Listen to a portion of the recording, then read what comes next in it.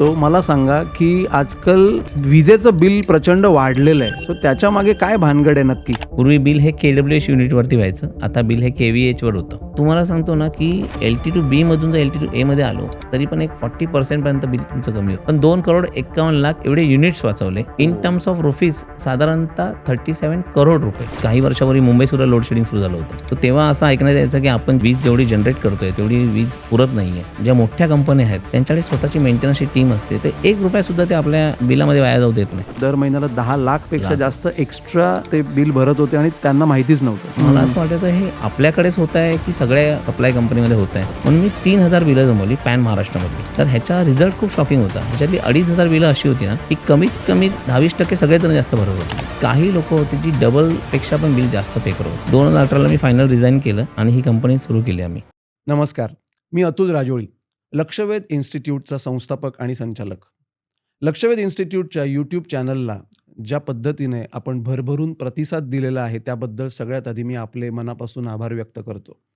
लक्षवेध इन्स्टिट्यूटला जानेवारी 2026मध्ये 18 वर्ष पूर्ण झाली आणि या 18 वर्षांमध्ये आतापर्यंत लक्षवेध इन्स्टिट्यूटच्या माध्यमातून 3.5 लाखपेक्षा जास्त लोकांनी विविध उपक्रमांचा लाभ घेतलेला आहे.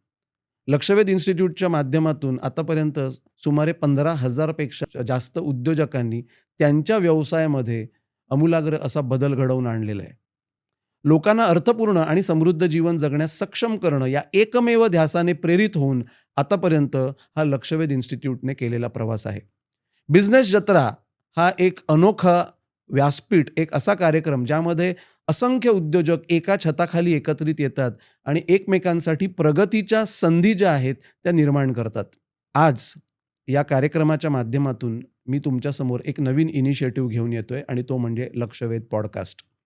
लक्षवेध पॉडकास्टच्या माध्यमातून आपण वेगवेगळ्या क्षेत्रातील वेगवेगळ्या जबरदस्त अशा व्यक्तींना भेटणार आहोत. काही लघुउद्योजक असतील, त्यामध्ये काही इंडस्ट्रीतले डोमेन एक्सपर्ट असतील, काही प्रथितयश ऑन्ट्रप्रिन्युअर्स असतील, इंडस्ट्री लीडर्स असतील, चेंज मेकर्स असतील आणि मी त्यांच्याकडनं त्यांच्या यशाचा प्रवास आणि त्यांचं ज्ञान, त्यांचा अनुभव, त्यांच्या विस्डममधून आपणा सर्वांना प्रेरित करण्यासाठी आणि आपणा सर्वांना अर्थपूर्ण आणि समृद्ध जीवन जगण्यासाठी योग्य मार्गदर्शन कसं लाभेल ही माझी भूमिका असणार आहे. आज हा लक्षवेध पॉडकास्टचा पहिला एपिसोड आहे. मी सर्वांचं या लक्षवेध पॉडकास्टमध्ये स्वागत करतो आणि आशा करतो की जे प्रेम तुम्ही आतापर्यंत आम्हाला दिलं, जो विश्वास आणि जे आम्हाला समर्थन तुम्ही आतापर्यंत दिलं, तेच तुम्ही लक्षवेध पॉडकास्टला या वेळेला सुद्धा द्याल.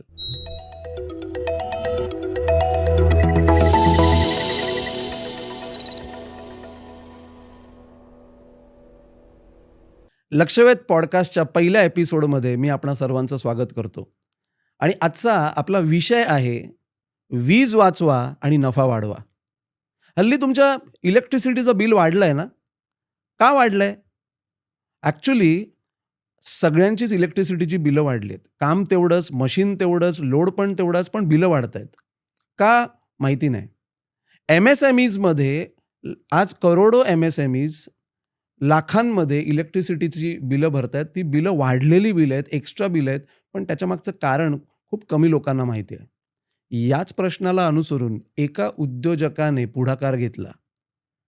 एक असा उद्योजक ज्याने संपूर्ण त्याचं आयुष्य इलेक्ट्रिसिटी सेव्ह करण्यासाठी आणि व्यवसायांचा नफा वाढवण्यासाठी समर्पित केलं.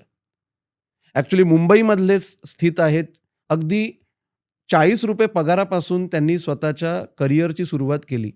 त्यानंतर BSTमध्ये 20 वर्ष त्यांनी काम केलं आणि त्यानंतर एक धाडसी निर्णय घेतला. त्यांनी आपली सरकारी नोकरी सोडून स्वतःचा ऊर्जा इलेक्ट्रिकल प्रायव्हेट लिमिटेड हा व्यवसाय स्थापित केला आणि एकमेव ध्यासाने पेटून त्यांनी त्यांच्या व्यवसायाचा प्रवास सुरू केला. Save electricity, gain profitability. आणि आज हजारो व्यवसायांना ते त्यांच्या इलेक्ट्रिसिटीचं बिल वाचवायला मदत करतायत आणि परिणामतः त्यांच्या व्यवसायाचा नफा वाढवायला मदत करतायत. आज आपल्याबरोबर आहेत इलेक्ट्रिसिटी कन्झर्वेशन एक्सपर्ट, ऑन्ट्रप्रिन्युअर्स आणि एक सच्चा लक्षवेधी श्री जयवंत गोसावी. सो जयवंतजी, तुमचं लक्षवेध पॉडकास्टमध्ये मी आज स्वागत करतो. धन्यवाद सर. खूप खूप आभारी तुम्ही मला पॉडकास्टला बोलवलं म्हणून. तुमच्या एक्सपर्ट ज्ञानाचा पुरेपूर वापर फायदा करून घेणार आहोत आणि नक्कीच थेट सर. मी मुद्द्यावर येतो. मला सांगा, की आजकाल अ, विजेचं बिल प्रचंड वाढलेलं आहे. सो त्याच्यामागे काय भानगड आहे नक्की? आजकाल म्हणजे सर स्पेसिफिकली सांगतो, की ऑगस्ट महिन्याच्या 25 म्हणजे या वर्षीच्या ऑगस्टपासून हे बिल वाढलं आहे. पूर्वी बिलिंग सायकल आहे ना, बिलिंग पॅटर्न थोडासा चेंज झाला आहे, म्हणून बिल वाढलं आहे. पूर्वी बिल हे KWH युनिटवरती व्हायचं. आता बिल हे KVHवर होतं. अच्छा. थोडंसं टेक्निकल होत आहे. मी जे सांगतो, की पूर्वी तुम्ही ॲक्चुअल पॉवर जी वापरता, हं, हं. त्याच्यावरती बिलिंग व्हायचं. अच्छा. आता ॲपरंट पॉवर जी वापरता, त्याच्यावरती बिलिंग होतं. परत अजून थोडंसं हे करतो. जरा पूर्वी आमच्यासारख्या सर्वसामान्य मंडळींना जरा सोप्या भाषेत जर तुम्ही एक सांगितलत तर सिंपल समजेल. उदाहरण देतो तुम्हाला. तुम्ही जर कॉफी शॉपमध्ये गेला, आपण एक मोठ्या कॉफी शॉपमध्ये गेलो, तर एक आपण कॉफी मागवतो. त्याच्यामध्ये 75% to 80%च कॉफी ॲक्चुअल कॉफी लिक्विड कॉफीमध्ये असते. बाकी वरती तो फोम असतो. पूर्वी तुम्ही ॲक्चुअल कॉफीचं बिल द्यायचं. जे लिक्विड कॉफी आहे त्याचं बिल द्यायचं. आता तुम्ही तो इन्क्लुडिंग फोम ह्याचं बिल देताय. म्हणजे ती रिएक्टिव्ह पॉवर आहे आणि ती न तुम्ही पॉवर फॅक्टर मेंटेन केल्यामुळे ते तुमचं बिल अननेसेसरी वाढलं आहे. आणि ओके. ऑलमोस्ट 30-40% पर्यंत बिलं वाढली आहेत लोकांची. ओहो! एवढा फरक पडला सो आहे. म्हणजे आता इलेक्ट्रिसिटी बरोबर फेस सुद्धा येतो असं तुम्हाला हो. म्हणायचं आहे. अच्छा. असं बोलू शकतो सर आपण. ओके. मग तुम्ही जयवंतजी आज ऊर्जा इलेक्ट्रिकलच्या माध्यमातून एवढं मोठं काम करताय, एनर्जी कन्झर्वेशनचं काम करताय. पण अल्टिमेटली तुमचा एनर्जी कन्झर्वेशनचा जो प्रवास आहे, तो सुरू कसा झाला? त्याच्याबद्दल तुमच्या उद्योजकीय प्रवासाबद्दल पण थोडंसं जाणून घ्यायला आवडेल. तर ही कंपनी ऊर्जा इलेक्ट्रिकल्स प्रायव्हेट लिमिटेड ही कंपनी चालू करण्यापूर्वी मी BHT जॉब करायचो. हं. 18 वर्ष मी BHT जॉब केला आहे. BHT जॉब करताना ना, आमचा एक आउटडोर जॉब होता. आम्ही साधारणतः 10 वाजता बाहेर पडायचो आणि आमच्याकडे एक हाय बिलिंग काउंटर होतं. हं. त्या काउंटरला आम्ही बघायचो, की नेहमी एक मोठी लाईन असायची आणि नेहमी तिकडे खूप दंगा असायचा, की अच्छा. लोकांना हाय बिल येतं आणि म्हणून लोकं येऊन विचारतात तिकडे, की मला बिल का जास्त आलं? आणि त्या ठिकाणी जी ती व्यक्ती बसलेली असेल ना, हं. नॉट ओन्ली BHT कुठेही, ती ठिकाणी टेक्निकल व्यक्ती कोण बसत नाही. तिकडे क्लेरिकल स्टाफ बसवला जातो आणि त्याचं काम काय असतं, की तुमची आलेले युनिट्स, तुमच्या बिलावरचे युनिट्स आणि आमच्या मीटर रीडरनी आणलेले युनिट्स हं. हे मॅच करायचं आणि बिल बरोबर आहे की नाही सांगायचं. याचं एक रिझन असं पण असतं, की जर टेक्निकल व्यक्ती बसवली आणि तो जर प्रत्येकाला बिल एक्सप्लेन करत बसला, तर ती रांग खूप वाढत जाईल. मग तो माणूस काय करतो, तिकडे म्हणजे तो माणूस अनसॅटिस्फाईड असतो. हं. मग तो आजूबाजूला काही कॉन्ट्रॅक्टर असायचे, त्यांना तो विचारायचा, की हं. मला बिल का जास्त येतंय? ते कॉन्ट्रॅक्टर लोक त्याला त्यांच्या बोलतात ना, त्यांच्या योग्यतेनुसार किंवा त्यांच्या ज्ञानानुसार त्याला उत्तर द्यायचे. बरोबर. सो मी हे नेहमी बघायचो. मला हं. असं वाटायचं हे आपल्याकडेच होत आहे, की सगळ्या सप्लाय कंपनीमध्ये होत आहे.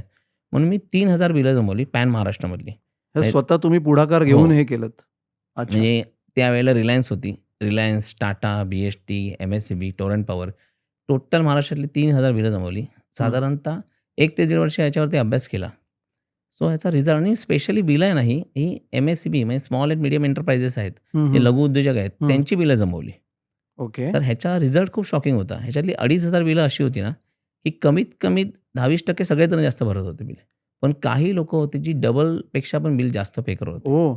ह्याचं रिझन हे होतं ना सर, की स्मॉल एंड मीडियम एंटरप्राइजेसमध्ये कोणी इलेक्ट्रिकल इंजिनिअर नसतो. हं, हं. जी लार्ज स्केल इंडस्ट्री आहेत, ज्या मोठ्या कंपन्या आहेत, त्यांच्याकडे स्वतःची मेंटेनन्सची टीम असते. ते ₹1 सुद्धा ते आपल्या बिलामध्ये वाया जाऊ देत नाही. हं, पण हं, हं. स्मॉल एंड मीडियम इंडस्ट्री आहे, ह्यांच्याकडे कोणी इलेक्ट्रिकल इंजिनिअर नसतो. हं, हं. ह्यांच्याकडे काही प्रॉब्लेम आला, त्यांना काही शंका आली बिलामध्ये, तर ते कोणत्याही लोकल इलेक्ट्रिशियनला किंवा लोकल टेक्निशियनला विचारतात.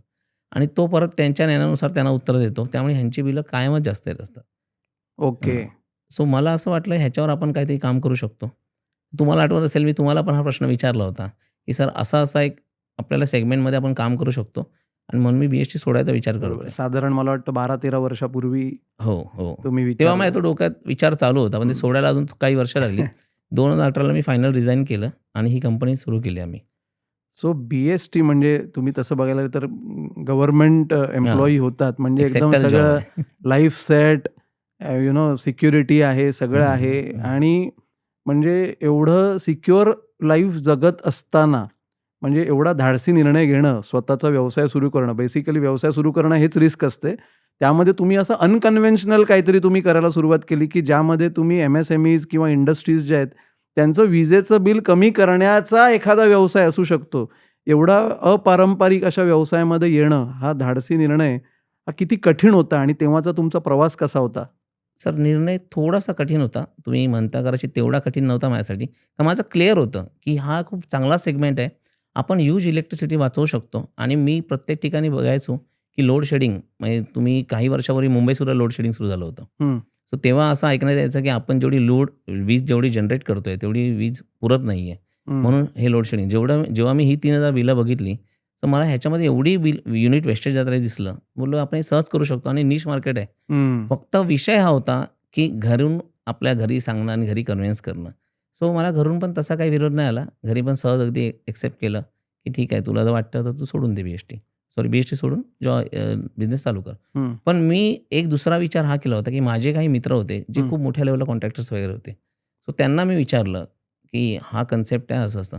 पण त्यांनी मला थोडंसं निगेटिव्ह सांगितलं, की "यार ह्याच्यात मजा नाही आहे. हे तू छोटी-छोटी कामं करत असताना ह्याच्यात काय जर तू सोडतोयस तर मोठे प्रोजेक्ट घ्यायला चालू कर आणि एक चांगला एक बोलतात ना साइजेबल अमाउंट दिसते, एक साइजेबल टर्नओव्हर दिसतो. असं काहीतरी काम चालू कर. ह्याच्यामध्ये हं. काही इंटरेस्ट म्हणजे त्यांनी हं. कोणानेच दाखवला नाही. पण मला असं वाटत होतं, की मी एकदम फर्म होतो, की यार हे जर मी केलं, तर एक चांगलं बोलतात ना, एक काइंड ऑफ सोशल वर्क आहे. पैसा तर बाय डिफॉल्ट येईल, पण काइंड ऑफ सोशल वर्क आहे. आणि आज टचवूड सांगतो सर, आज खूप सक्सेसफुली जो मी निर्णय घेतला, तो खरंच खूप चांगला निर्णय झाला. आज निअर अबाउट आम्ही 1000+ लोकांची बिलं आम्ही कमी केली ओह! आहेत. Fantastic. Great. Thank you sir. So Jaywantji खरंच म्हणजे खरंच कौतुक की तुम्ही म्हणजे व्यवसाय सुरू केलात. त्याचं तुम्ही एक प्रॉपर ऑर्गनायझेशनल त्याला एक स्वरूप दिलंत आणि आज यशस्वीपणे 1000 पेक्षा जास्त क्लायंट्सना तुम्ही केटर करतायत. वेगवेगळ्या इंडस्ट्रीमध्ये तुम्ही काम करताय आणि वेगवेगळ्या माध्यमातून तुम्ही इलेक्ट्रिसिटी वाचवण्याचं काम करताय आणि अल्टिमेटली सर. त्या व्यवसायांचा नफासुद्धा वाढवण्यासाठी तुमचा सपोर्ट होतो. मला एक फंडामेंटल प्रश्न तुम्हाला विचारायचा आहे, की तुम्ही इलेक्ट्रिसिटी बिल कमी करता, म्हणजे नेमकं करता काय? सर बरेचसे सेगमेंट आहेत, की ज्याच्या थ्रू इलेक्ट्रिसिटी बिल कमी करता येतं. ओके. मी बरीचशी बिलं अशी बघितली ना, की ज्यांचा यूज खूप कमी आहे, पण त्यांनी अननेसेसरी काहीतरी जास्त लोड घेऊन ठेवला आहे. ओके. फॉर एक्झाम्पल टेरिफ असतात. MERCने टेरिफ डिसाईड केले आहेत, की 0 to 20 ला एक टेरिफ आहे. 20 to 50 ला एक टेरिफ आहे आणि अबोव्ह 50 ला एक टेरिफ आहे. त्याला आपण LT2A बोलतो 0 to 20 ला. LT2B बोलतो 20 to 50 ला आणि अबोव्ह 50 ला LT2C बोलतो. ओके. बऱ्याच वेळेला असं होतं, की तुमचं बिल आहे ना, कधीतरी महिन्यातून एकदा वगैरे 20च्या वरती जातं. बरोबर?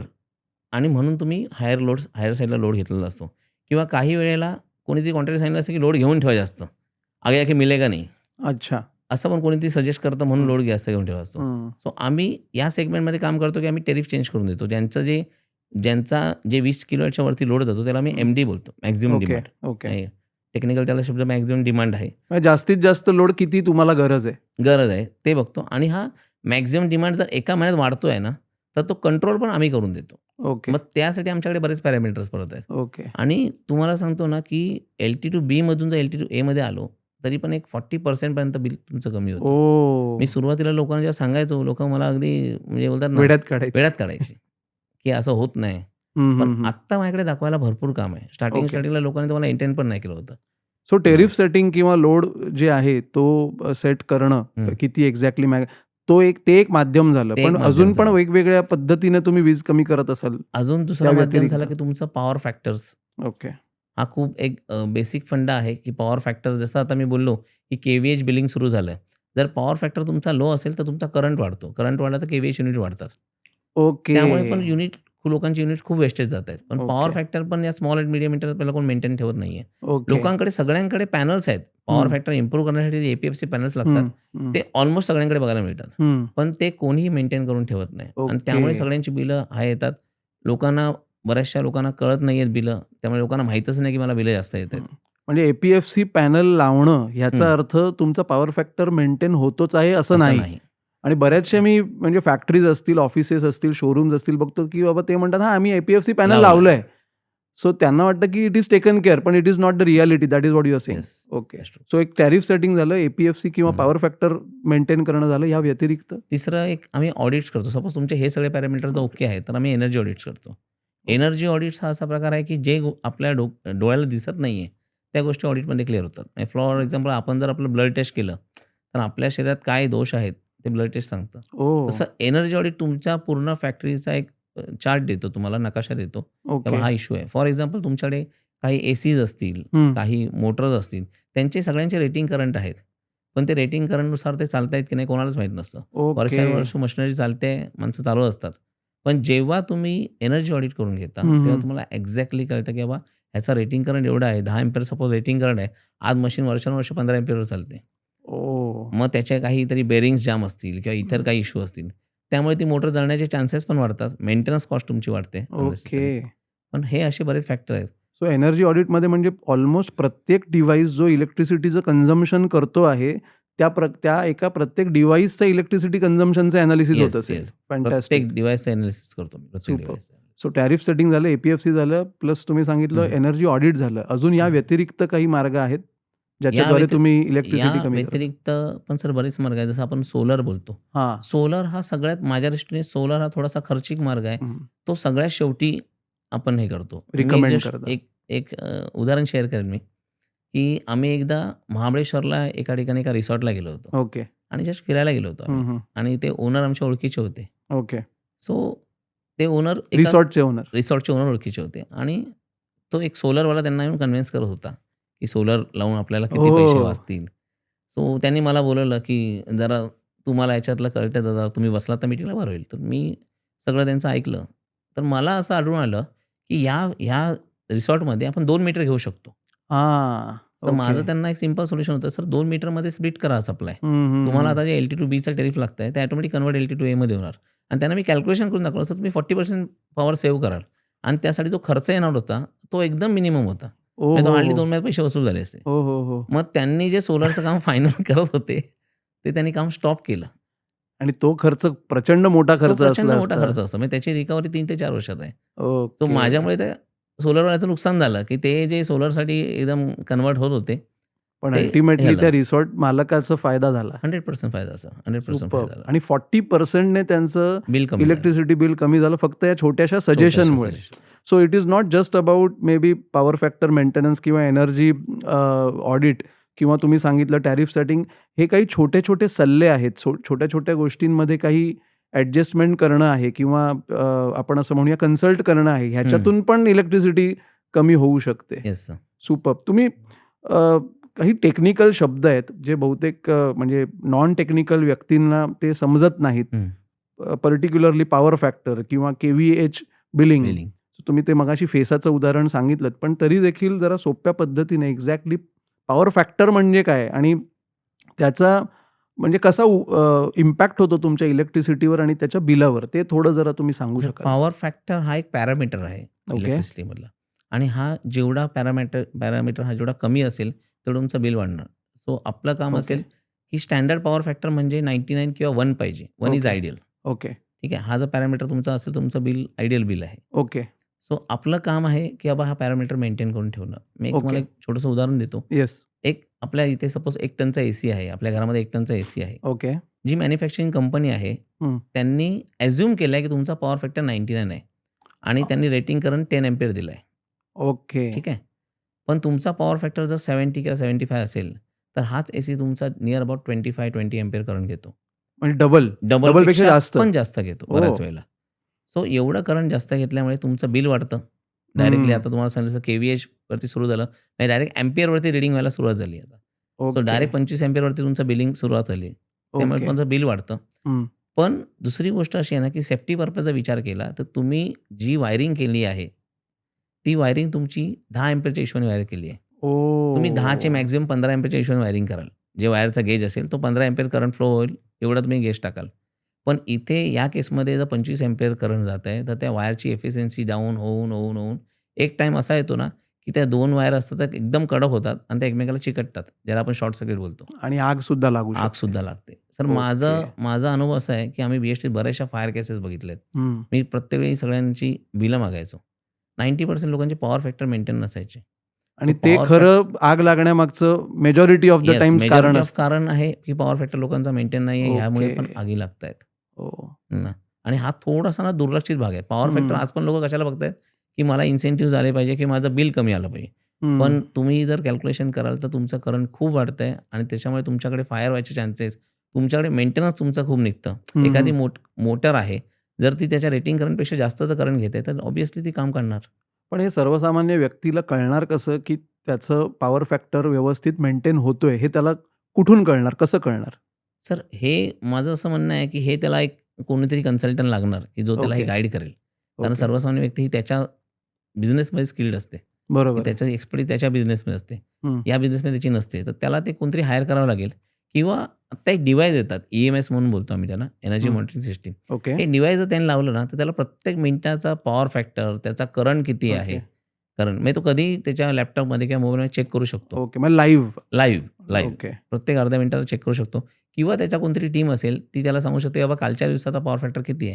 किंवा परत कोणतरी अशी कन्सल्टिंग कंपनी, की जी ओके. त्याला डेली बेसवरती पॉवर फॅक्टर दाखवू शकते. हे ओके. त्याला कोणतरी अपॉइंट आपलं करावं लागेल. इलेक्ट्रिसिटी जे बिल असतं, त्यामध्ये पॉवर फॅक्टर तुमचं किती आहे या ते महिन्याचं मेन्शन होतं. तिकडे मेन्शन असतं येस, ह्याचा अर्थ. 100% मेन्शन. पण सर ओके. ते तुम्हाला महिन्याच्या शेवटी कळतं. झाल्यानंतर कळणार. जर तुम्ही डेली बेसवर ते मॉनिटरिंग केलं ना, हं. तर तुम्हाला ते डेली बेसवर कळेल, की आज माझा पॉवर फॅक्टर डाऊन झालाय. काहीतरी इश्यू आहे. मला कोणतरी टेक्निशियनला बोलावलं पाहिजे. म्हणजे एखाद्या उद्योजकाला त्याच्या बिझनेसमध्ये एवढ्या गोष्टी डेली मॉनिटर कराव्या लागतात. आता त्यामध्ये तुम्ही सांगताय अजून एक गोष्ट त्यांनी मॉनिटर करायची ते म्हणजे पॉवर फॅक्टर सर मेंटेन. हे तुम्हाला करू लागू नये म्हणूनच मी त्यावेळेलाच हा विचार करून ही कंपनी स्थापन केली होती, की जिकडे इलेक्ट्रिकल इंजिनिअर नाही आहेत, हं. तिथे आपण मिनिमम बेसवरती हे सप्लाय प्रोव्हाईड करू शकतो. ही सर्व्हिस प्रोव्हाईड करू शकतो. आणि आम्ही बऱ्याच ठिकाणी हे MC घेतोय आणि ते हार्डली महिन्याला 2,000-3,000 वर आम्ही घेतोय. एक ओके. इलेक्ट्रिकल इंजिनिअर जर अपॉइंट करायचं म्हटलं, तर तुम्हाला साधारणतः ₹30,000-35,000 खर्च आहे. विचार बरोबर करा. आहे. टेक्निशियन म्हटलं तरी ₹25,000 खर्च आहे. सो मी ₹2,000-3,000 तुम्हाला ही आम्ही सर्व्हिस देतोय, की हं. तुमचं बिल वाढणार नाही ह्याची गॅरंटी आम्ही 100% आम्ही घेतो. परफेक्ट. हं. आणि मोठे-मोठे इन्फ्रास्ट्रक्चर जिकडे आहेत म्हणजे कॉर्पोरेट्स हं. असतील, मोठे-मोठे इमारती असतील, तिकडे बहुतेक हे इलेक्ट्रिकल त्यांची मेंटेनन्स स्वतःची किंवा टीम असते आणि येस. जी डेली बेसवर हे प्रत्येक मिनिटाचा पॉवर फॅक्टर त्याला मेंटेन करते. हं. सो तुमचा जो सेगमेंट आहे पर्टिक्युलरली तो MSMEज आहे, लघुउद्योग आहेत, येस सर. स्मॉल इंडस्ट्रीज आहेत. त्यांना केटर करण्यासाठीच हा सगळा तुम्ही इनिशिएटिव्ह हो, घेतलेला आहे. हो सर. आणि एवढ्या वर्षांमध्ये जे तुम्ही सांगितलं 1000 पेक्षा जास्त जे क्लायंट आहेत हे सगळे तुमचे MSMEज मधलेच मेजर असतील. MSME मधलेच मेजर आहे, पण 10% क्लायंट लार्ज स्केल इंडस्ट्री पण आमच्याकडे आली. अरे जी वाह! आम्ही अपेक्षा पण नाही केली होती. पण काही ओके. ठिकाणी लार्ज स्केल इंडस्ट्रीला पण हा गोंधळ आहे. ओके. तर ती पण इंडस्ट्री आमच्याकडे बऱ्यापैकी आली आज. फॅन्टॅस्टिक. तुम्ही KVH बिलिंगबद्दल जो मगाशी कॉफी आणि हां, फेसचं उदाहरण दिलं. सो हं. KVH बिलिंग मला एवढं कळलं, की आता एम्पियरवर बिल येतंय. पण हं. मला त्याच्याबद्दल पण थोडं नॉन टेक्निकल सिंपल भाषेत जरा सांगू शकाल का म्हणजे मी एक्झॅक्टली काय? पुन्हा एकदा एसीचंच उदाहरण देतो. येस. पूर्वी तुमचा एसी होता, तो 1 टनचा एसी आहे. सो बरोबर. 1 टनचा साधारणतः एक 1100 युनिटच्या आसपास किंवा 1000 युनिट येतो. पूर्वी तुमचं कन्झम्पशन व्हायचं ना, ते 1000 किलोवॅटवरती किंवा सॉरी 1000 किलोवॅट्सवरती कन्झम्पशन व्हायचं. ओके. 1 टन म्हणजे 1000 वॅट्स. ठीक ओके. आहे. मग त्याच्यावरती तुमचं कन्झम्पशन व्हायचं. हं. मग तुम्ही जे एक्स्ट्रा करंट तेव्हा पण तुम्ही 25 अँपिअरपर्यंत करंट घेत होता. हं. पण तुमचे रिमेनिंग जे 15 अँपिअर वाढवताय तुम्ही, त्यासाठी गव्हर्नमेंट तुम्हाला एक पेनल्टी द्यायची फक्त. ओके. की तुम्ही जो करंट वेस्टेज करताय, हं. कारण करंट वाढला तुमचा काही फ्लो वाढत नाहीये. बरोबर. तो करंट तुम्ही वेस्टेज करताय, त्यासाठी गव्हर्नमेंट तुम्हाला एक पेनल्टी द्यायची. हं, हं. आत्ता गव्हर्नमेंटने काय केलं, ती पेनल्टी बंद केली. कारण ही पेनल्टी देऊन पण लोकं इम्प्रूव्ह करत नाही पॉवर फॅक्टर. ओके. आता गव्हर्नमेंटने असं चालू केलं, की डायरेक्ट KVH बिलिंग सुरू केलं. हं, हं, त्यामुळे हं. तुम्ही जो 25 अँपिअर करंट वेस्ट करताय, डायरेक्ट 25 अँपिअर तुम्हाला बिलिंग होणार. म्हणजे पेनल्टीच्या रिमूव्ह ऐवजी ते केली. बिलमध्येच आता ती अमाउंट हां. वाढीव येणार. पूर्वी काय व्हायचं, लोकांना 5,000 पेनल्टी याची लोकं इग्नोर करायची. ठीक आहे. ओके. चालतंय. पण आता बिल डबल झालं किंवा बिल दीडपट झालं. हं. KVH बिलिंगमुळे काय झालं, डायरेक्ट तुम्हाला 25 अँपिअरवरती बिलिंग व्हायला सुरू झालं. आणि त्यामुळे आता बऱ्यापैकी लोकं पॉवर फॅक्टरवरती काम करायला लागली. म्हणजे जी काही लोकं इग्नोर करत होती, "अरे उतना हो जाता है, कुछ नहीं फरक पडता है." हं. त्यांना आता कळायला लागलं, की पॉवर फॅक्टर किती इम्पोर्टंट आहे आता. सो तुम्ही हे सांगताय हे गव्हर्नमेंटने जी स्टेप घेतलेली आहे हं. त्याच्या मागचा त्यांचा थॉट असा असावा हं. की लोकांनी इलेक्ट्रिसिटीचा वापर जो आहे तो जास्त जागरूकतेने करावा. येस. पण तेवढी जागरूकता या बाबतीतली ती तेवढी जनसामान्यांमध्ये किंवा या स्मॉल इंडस्ट्रीजमध्ये आहे असं वाटतं तुम्हाला? सर आता होणार. ज्यापासून KVH बिलिंग सुरू झालं ना, लोकं समोरून फोन करतायत. ओके. की तुम्ही मागे आमच्याकडे आला होता, तुम्ही बोलला होतात, पण तुम्ही एकदा परत येऊन मला लगेच सांगा. अच्छा. सो आता लोकांना कळायला लागलं, की पॉवर फॅक्टर मी बोलतो गव्हर्नमेंटने खूप चांगलं पाऊल उचललंय. ओके. ना. यामुळे ना एक काही लोकांचं फक्त थोडंसं नुकसान झालंय, की जे पूर्वीपासून पॉवर फॅक्टर मेंटेन करतायत, हं, हं, त्यासाठी त्यांना इन्सेंटिव्हज मिळायचे. हं. पण ते इन्सेंटिव्हज गव्हर्नमेंटने आज 100% बंद केलेत. Okay, so okay. ते त्या लोकांचं थोडंसं नुकसान झालंय. पण बाकी जे लोकं पॉवर फॅक्टर बघत नव्हते, जे पॉवर वेस्ट करत होते, हं, हं, हं. नोईंगली, अननोईंगली पण ते वेस्ट करत होते. त्या लोकांना मात्र एक मोठा धडा मिळाला आहे आणि ती माणसं आता व्यवस्थित पॉवर फॅक्टर मेंटेन करतायत. Superb, superb. बरेच जिकडे-जिकडे मोठे सेटअप्स असतात, इंडस्ट्रीज किंवा मॅन्युफॅक्चरिंग सेटअप्स, तिकडे ट्रान्सफॉर्मर लॉस हा सुद्धा एक विषय असतो. तो पण म्हणजे as a non technical person मला कधीच समजलं नाही. सो ट्रान्सफॉर्मरचं काय काम असतं एक्झॅक्टली आणि त्याच्यामुळे कशाप्रकारे विजेच्या बिलावर परिणाम होऊ शकतो? तर जिकडे सप्लाय 200 किलोवॅटच्या वरती रिक्वायरमेंट असते, तिथे ट्रान्सफॉर्मर कंपल्सरी असतो. त्याला आपण एसटी सप्लाय बोलतो. हं. पण बऱ्याच लोकांचे ट्रान्सफॉर्मर ना हे खूप जुने आहेत. म्हणजे साधारणतः कोणाला विचार 10 वर्ष झाली. त्यात तो ट्रान्सफॉर्मर 2-3 वेळा रिपेअर केला असतो. बरोबर. त्यामुळे त्याचे लॉसेस एवढे वाढलेले असतात ना, की बऱ्याच ठिकाणी तुम्हाला ट्रान्सफॉर्मर लॉसेसमुळे 10-12% बिल जास्त येत असतं. हं. 15-15% बिल त्याच्यामुळे पण जास्त येतं. मगाशी ओके. तुम्ही जो पॉइंट काढला, मी हा पॉइंट सांगायला विसरलो ॲक्चुअली. पण ट्रान्सफॉर्मर लॉसेस हा पण एक खूप मोठा फॅक्टर आहे. ओके. आत्ता गव्हर्नमेंट रिकमेंड काय करते, BIS level 2, bureau of India standard level 2 ह्याचे ट्रान्सफॉर्मर लोकांना प्रमोट करते, की हे तुम्ही घ्या. ओके. पण अजूनही तेवढी पब्लिक जागरूक होत नाहीये. मध्ये आम्ही एक काम केलं, की आम्ही त्यांना सांगितलं. त्यांचं ऑलरेडी आम्ही जवळ-जवळ 30% बिल कमी करून दिलं होतं. त्यांनी आम्हाला समोरून विचारलं, की मी अजून काय करू शकतो तुम्ही सांगा. अच्छा, मग आपण एका करू. कुठल्या क्लायंटला क्लायंटला आम्ही ओके. दिलं होतं. तर त्यांना मी सांगितलं तेव्हा तुम्ही ट्रान्सफॉर्मर लॉसेसवर आपण चेक करू. ते चेक करून आम्ही त्यांना सांगितलं, की तुम्ही ट्रान्सफॉर्मर चेंज करूया सर आपण. हं. साधारणतः 1.5 वर्षात या ट्रान्सफॉर्मरचे पैसे तुम्हाला रिकव्हर होतील ओके. 100%. हं, हं. आणि आम्ही तिकडे OLTC ट्रान्सफॉर्मर टाकला. OLTC okay. म्हणजे on load tap changer. Okay. म्हणजे त्यांचा पूर्वी ट्रान्सफॉर्मर नॉर्मल होता. हं, म्हणजे हं. बाहेरून जर सप्लाय एसटी सप्लाय जर कमी जास्त झाला, तर LT सप्लाय जो 430 पाहिजे असतो, तो बऱ्यापैकी व्हेरी होतो. म्हणजे हं. फॉर एक्झाम्पल जो 400 पाहिजे, हं. 430, 415 आयडियल सप्लाय, हं, हं. तो जर कमी झाला, तर तुमचे इन्स्ट्रुमेंट परत उडतात. ओके. जास्त झाला, तर इन्स्ट्रुमेंट उडतात. हो, हो, हो. सो OLTC ट्रान्सफॉर्मर काय करतो, तो कॉन्स्टंट व्होल्टेज देतो तुम्हाला. ओके. आणि प्लस तो BIS लेव्हल 2चा टाकला. तर हं. त्यांचं वर्षभरात साधारणतः पैसे त्यांचे रिकव्हर झाले. Fantastic. So fantastic. Transformer losses हे पण खूप महत्त्वाचा भाग आहे. हं, अजून हं. एक तुम्हाला एक्झाम्पल देतो. एक क्लायंट आहे ठाण्याचे. त्यांचा मोठा हॉल आहे. ओके. सो त्यांचं मी एक बेसिक ऑडिट केलं होतं आम्ही त्यांचं. ओके. बेसिक ऑडिट केलं तर मला त्यांच्याकडे 2 ट्रान्सफॉर्मर आहेत. हं, हं. त्यांना विचारलं 2 ट्रान्सफॉर्मर तुम्ही का वापरताय? तर त्यांनी ज्यांचा जो लोड आहे तो साधारणतः 1500 किलोवॅटचा लोड आहे. हं, हं. 1500 प्लस असेल. तर त्यांनी 1000-1000चे 2 ट्रान्सफॉर्मर वापरलेत. ओके. बरोबर. माझं त्यांना सजेशन काय होतं, आता ह्याच्यामध्ये काही मोठे चेंजेस करायचे नव्हते. ओके. माझं सजेशन असं होतं, त्यांचे ट्रान्सफॉर्मर लॉसेस काढले. ट्रान्सफॉर्मर लॉसेस एका ट्रान्सफॉर्मरचे खूप जास्त लॉसेस होते. हं, हं. तो बऱ्यापैकी रिपेअर वगैरे झाला होता. ओके. माझं म्हणणं होतं, जेव्हा तुमच्याकडे आत्ता जो पिरियड चालू आहे पावसाळ्याचा, हं, हं. या पावसाळ्यात लग्न वगैरे सगळी बंद असतात. ओके. तेव्हा तुम्ही 100% सप्लाय हा एका ट्रान्सफॉर्मर टाका. अच्छा. म्हणजे ऑटोमॅटिक तुमच्या बिलात चांगली सेव्हिंग होईल. म्हणजे माझं म्हणणं होतं, त्यांचं बिल जवळपास 40 लाखाचं बिल होतं वर्षाचं. वर्षाचं. नाही, महिन्याचं. महिन्याचं 40 महिन्याचं बिल लाख 40 रुपये लाखाचं बिल. बिल हो. होतं. हो.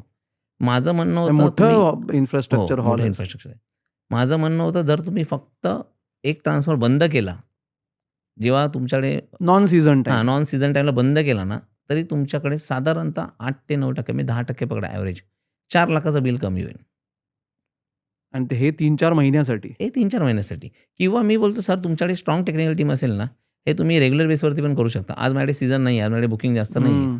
मी बंद केला ट्रान्सफॉर्मर. एका ट्रान्सफॉर्मर लोड माझं चालतं व्यवस्थित. ओके. एवढं केलं तरी बिल चांगलं कमी होऊ शकतं.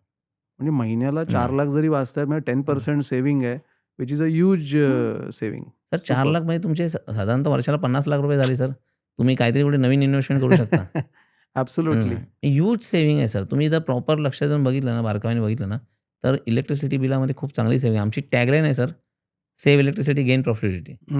हा तुमचा 50 लाख रुपये डायरेक्ट तुमच्या प्रॉफिट मार्जिनमध्ये ॲड होतोय सर. ॲब्सोल्युटली. नाही खरं आहे आणि कॉस्ट कटिंगसाठी नको ते नुसके उद्योजक मंडळी वापरत असतात. हो. पण इलेक्ट्रिसिटीमध्ये एवढी सबस्टॅन्शियल कॉस्ट सेव्ह होऊ शकते.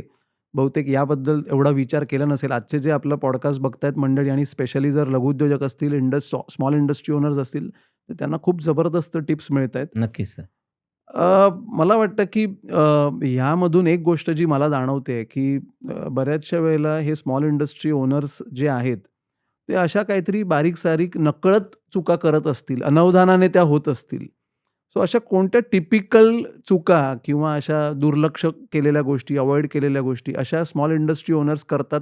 तुमच्या एक्सपिरियन्समध्ये तुम्ही असे काही सांगू शकाल का? की तर बाबा चुका स्मॉल केल्यात त्यांनाच माहिती नाही.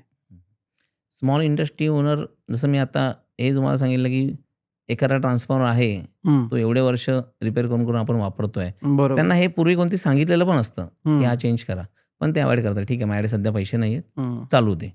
हे एक होतं. मग त्यावेळी ते प्रॉपर कोणाला तरी कन्सल्टंटला विचारत नाही. कोणाला ओके. तरी लोकल लीडरशिपला किंवा ट्रान्सफॉर्मरलाच कॉन्टॅक्ट करतात. आता तो माणूस साहजिकच आहे, बोलतो ठीक आहे, रेडीमेड जो गिराईक येतोय, पहिलं त्याचं ते काम करून देतोय तो.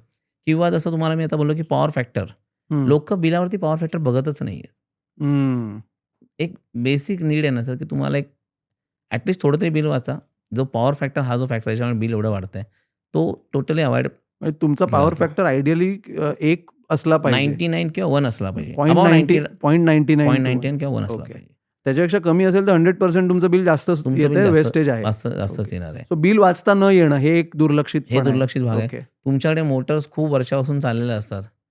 त्याच्यावर कधीच एक हं. प्रिव्हेंटिव्ह मेंटेनन्स न करणं, की ॲटलीस्ट ती मोटर मी बोलतो एनर्जी ऑडिट नका. पण हं. ॲटलीस्ट एक स्पीडोमीटर येतो. त्या स्पीडोमीटरने जर तुम्ही मोटरचा करंट घेतला किंवा ही मोटर रेटिंग करंट एवढा लिहिला आहे, हं. सपोज 20 एम्पेअर लिहिला आहे आणि मोटर जर तुमची 25 एम्पेअर करंट घेते आहे, हं. तर 5 एम्पेअर मोटरचं करंट वेस्ट करते, प्लस तुमच्या मोटरची एफिशियन्सी पण कमी होते. ती बरोबर. आजूबाजूला जळणारच आहे, कारण ती जाम फिरते. सो हं. खूप गोष्टी आहेत, छोट्या-छोट्या गोष्टी आहेत, ज्या माणसं नाही बघत आहे. हं. पहिलं मी बोलतो EMS पॅनल हे सगळ्यांना माहिती आहेत ऑलमोस्ट, ओके. पण हे लावत कोण नाही. त्यांचं सामान त्याची काही कॉस्टिंग मोठी नसते. EMSचा काय फुल form? Energy monitoring system. Okay. हे माझं म्हणणं आहे, की प्रत्येक उद्योजकाने हे लावलंच पाहिजे. ओके. साधारण तुम्हाला किती बिलपेक्षा जास्त बिल येत असेल रुपये, हां. त्यांनी हे विचार करायला पाहिजे असं माझं सजेस्ट म्हणणं कराल? आहे तुम्हाला जर एक 50-60 हजाराच्या वरती बिल येतंय ना, तर तर तुम्ही EMS कंपल्सरी आहे. EMS कंपल्सरी लावा. तुम्हाला ॲटलीस्ट तुमचं बेसिक बिल कंट्रोल करता आलं पाहिजे. आणि आणि त्याचा हे साधारण खर्च महिन्याचा किती असेल? साधारणतः खर्च त्यांचा ₹40,000 अ, महिन्याचा नाही, महिन्या वर्षाचा. आणि ती अच्छा. वन टाईम इन्व्हेस्टमेंट आहे. अच्छा, मग वन टाईम आहे ना का हां. दरवर्षी नाही 40,000? दरवर्षी नाही. अच्छा. वन टाईम इन्व्हेस्टमेंट आहे. One time installation charges. बस वन टाईम आणि मग इन्स्टॉल त्याचं करायचं आहे. मेंटेनन्स वगैरे? मेंटेनन्स वगैरे त्याचं एवढं काही येत नाही, कारण ते काय हं. असं मूव्हिंग पार्ट नाही आहे तो. ओके. खूप रेअर टाईमला ते मेंटेनन्स निघतं. So okay. हे जर मेंटेन करत राहिले ना, हं, हं. बिल पहिलं वाचणं, हे रेग्युलर छोटं-मोठं प्रिव्हेंटिव्ह हं. मेंटेनन्स कोणच करत. आज मोठ्या जेवढी लार्ज स्केल इंडस्ट्री आहे ना, हे पूर्ण एक दिवस शटडाऊन घेतं ओके. आणि कंप्लीट सगळ्या यांचं मेंटेनन्स करतं. ते इन्स्ट्रुमेंट व्यवस्थित चालू न चालू. आपल्याकडे जसं बोलतो ना, काम करत जातं, जेव्हा ती मशीन बंद पडते, हं. तेव्हा ते आपण चेक केलं जातं. म्हणलं. बरोबर. त्यामुळे हा खूप मोठा पार्ट आहे. आता मला जरा थोडं इंडस्ट्री स्पेसिफिक जायला आवडेल. हं. म्हणजे तुम्ही ऑफकोर्स बऱ्याच स्मॉल इंडस्ट्रीज आणि पर्टिक्युलरली वेगळ्या-वेगळ्या सेक्टर्समध्ये काम केलं असेल. जसं आता मगाशी तुम्ही रेस्टॉरंटबद्दल सांगितलं, रिसॉर्टबद्दल सांगितलं. सो असे कोणते सेगमेंट्स आहेत, ज्या सेगमेंट्समध्ये प्रकर्षाने अशा पद्धतीचे चॅलेंजेस तुम्हाला दिसतात किंवा तुम्ही मॅक्सिमम त्या ज्या सेगमेंट्समध्ये काम केलेले आहेत. सो कोणते-कोणते सेक्टर्स असे सांगाल? आम्ही सर मेजर चॅलेंजेस मला क्रशर्स या इंडस्ट्रीमध्ये दिसतात. ओके. ही क्रशर्स इंडस्ट्री अशी आहे ना, ही टोटली अनऑर्गनाइज्ड इंडस्ट्री आहे हं, हं. आणि ह्याच्यामध्ये ह्यूज इलेक्ट्रिसिटी हं, हं. म्हणजे क्रशर्सवाल्यांची बिलही महिन्याची 20-20 लाखाची बिलं आहेत. ओके. 20 लाखापेक्षा जास्त. काही-काही लोकांची 50-50 लाखाची बिलं आहेत. हं. आणि इथे पॉवर फॅक्टर हा खूप रेअर कंडिशनला मेंटेन लोकं करतात. ओके. मग स्टोन अदरवाईज स्टोन क्रशर्सबद्दल तुम्ही क्रशर्सबद्दल बोलताय. बोलतोय मी. सो स्टोन क्रशर ही एक इंडस्ट्री. असे कुठले अजून ही वेगवेगळे? इंडस्ट्री आहे, हॉस्पिटल इंडस्ट्री आहे सर. हॉस्पिटल. ओके. हॉटेल्स आहेत, ओके. स्कूल, कॉलेज हं, हं. आहेत, मॉल्स आहेत.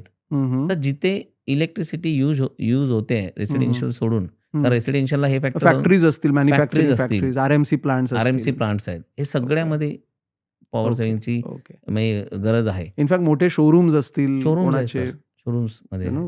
हं. सो मगाशी तुम्ही स्टोन क्रशर्सबद्दल सांगितलं. स्टोन क्रशरचं बिल, एका स्टोन क्रशरचं बिल ₹20,00,000 महिन्याचं 20 हो. लाखापर्यंत येतं. म्हणजे असं एवढा वीज निर्मितीचा खर्च का त्यांचा होतो आणि त्यांनी मग पॉवर फॅक्टर पण तिकडे न मेंटेन होण्यामागचं काय कारण?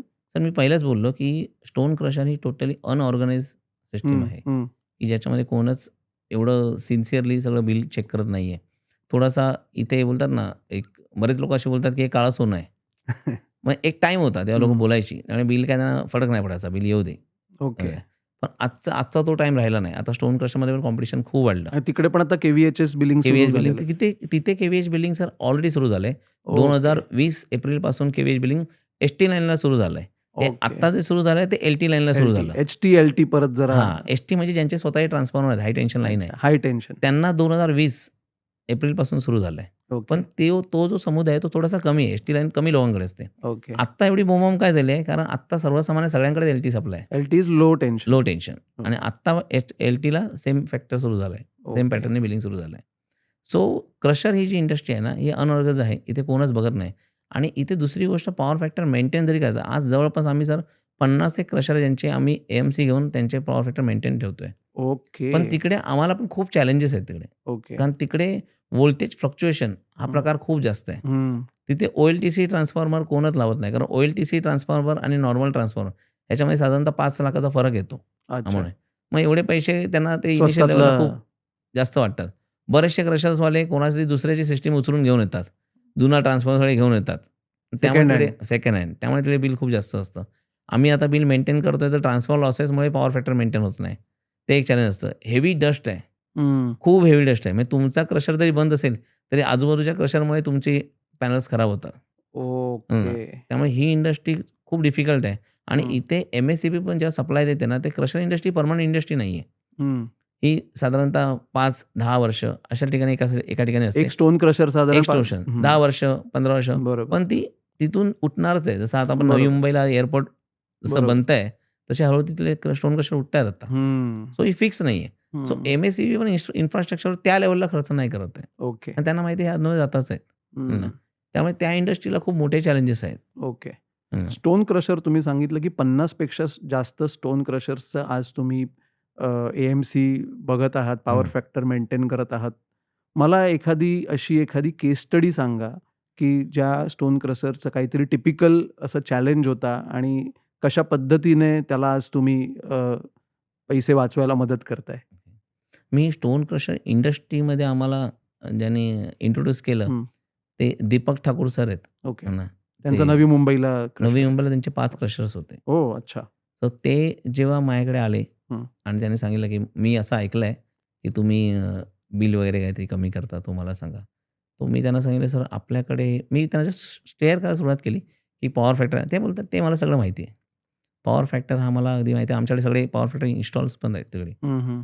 सो त्यांना मी सांगितलं, "सर मग आपण बिल मागवू शकतो का?" त्यांनी लगेच 2 मिनिटात सगळे 12 महिन्याची बिलं मला मागवून दिली. मी तेव्हा त्यांना सांगितलं, "सर या बिलामध्ये साधारणतः तुम्हाला 25% चा लॉस आहे." 25% टक्के आणि म्हणजे त्यांचं साधारण एक त्यावेळी बिल बिल एका साधारण क्रशरचं एका क्रशरचं त्यावेळी त्यांचं छोटे क्रशर 7-8 लाख रुपये बिल होतं 7-8 लाख महिन्याचं. महिन्याचं. त्याच्यामध्ये 25% म्हणजे 25% हां. साधारण 2-1 लाख आणि ते पण एका क्रशरचं. एका क्रशरचं.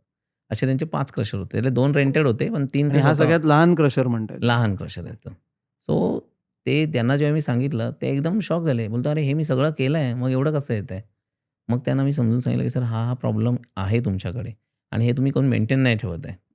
मग त्यांनी सांगितलं, "आता एवढे दिवस मला माहीत नव्हतं, ते अज्ञानात सुख असतं, तसं खूप छान चाललं होतं माझं. आता तर तुम्ही सांगताय, तर हे लगेच काम मला करून द्या तुम्ही 5 ताबडतोब." क्रशरच्या हिशोबाने दर महिन्याला 10 लाखपेक्षा लाख. जास्त एक्स्ट्रा वेस्टेज म्हणजे एक्स्ट्रा ते बिल भरत होते आणि त्यांना माहितीच नव्हतं. माहिती नव्हतं. कारण सेम ना सर बिल वाचतच नाहीये कोण. ओके. त्यांना पेनल्टी येत होती. त्यावेळेला हं. पेनल्टी होती. ती पेनल्टी त्यांना दर बिलाला दिसत होती. पण चाललंय असं. कोणी बघत हं. नव्हतं. पण त्यानंतर ते एवढे जागरूक झाले. आम्ही त्यांचे सगळे क्रशर्स प्रॉपरली मेंटेन करून देतोय आज पण. आज ते एवढे जागृत आहेत ना सर, की हं. ते समोरून जर कधी 19-20 झालं ना, समोरून फोन करतायत, की मला ह्या महिन्यात एवढा-एवढा लॉस झालाय. आणि हं. हे बऱ्यापैकी सर मी ज्या उद्देशाने बी-एस-टी सोडली, त्याचा हा एक उद्देश होता, की प्रत्येकाला बिल वाचता आलं पाहिजे. म्हणजे मला ओह! एवढा आनंद वाटतो ना, की इथे कोण बघत नव्हतं बिल. आज बऱ्यापैकी सगळी इंडस्ट्री क्रशर बघते. म्हणजे 100% त्यात माझाच वाटा नाही आहे. बाकीचे पण लोकं काही-काही जर त्यांना एज्युकेट करत असतील, पण बऱ्यापैकी लोकं डेव्हलप झाले तिकडे आता. पण तुमच्या हं. या इनिशिएटिव्हमुळे म्हणजे जनजागृती पण झाली असं म्हणायला हरकत नाही. तर एक खूप चांगलं एक बोलतो ना, एक सोशल वर्क होतंय. आज जी इलेक्ट्रिसिटी वाचते, ती आपण कुठे ना कुठे चांगल्या ठिकाणी वापरू शकतो.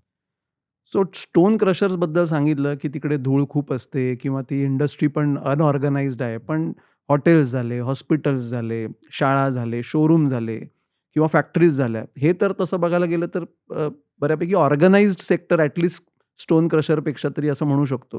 हं. मग या सेक्टर्समध्ये पण एवढं कन्झम्पशन जास्त असणं किंवा तिकडे सुद्धा इग्नोरन्स असणं ह्याचं काय कारण आहे? तर इग्नोरन्स हा हॉनेस्टली सगळीकडे आहे. हं. तिथे स्मॉल एंड मीडियम इंडस्ट्री आहे. तिकडे हं. बऱ्यापैकी इग्नोरन्स आहे. कारण तिकडे कोणी टेक्निकल पर्सन नाही ओके. मेंटेन करत आहे. तिकडे इग्नोरन्स आहे. पण स्पेशली हॉटेल इंडस्ट्रीची बिलं जास्त काय तर त्यांचं टेरिफ आहे ते कमर्शियल टेरिफ आहे. ओके. सगळ्यात हायर रेट हा कमर्शियल टेरिफला असतो. ओके. कळलं ना? प्लस त्यांच्याकडे फुटफॉल जास्त आहे सर. तुम्ही बघाल एखादं हॉटेल आहे, अगदी छान कूलिंग असतात म्हणे. 10 वेळा माणूस आत-बाहेर आला ना, तर तिकडे कन्झम्पशन खूप हाय होतं. ओके. ऑटोमॅटिक तेवढी हवा निघून जाते. हां. थंड हवा निघून जाते. आतमध्ये परत एसी कट ऑफ कमी होतात. त्यामुळे ह्या सेक्टरमधलं कन्झम्पशन खूप जास्त होतं आणि ह्या सेक्टरला पण इग्नोरन्स हा आहेच आहे. मी बघितलं ह्या सेगमेंटमधली पण बिलं आम्ही ना एक 50% पण कमी करून दिलेत. ह्या सेगमेंटमधली पण बिल. हं. Hotel industry bill. 50% बिल 50% कमी झालेलं आहे. 50% बिल कमी झालंय.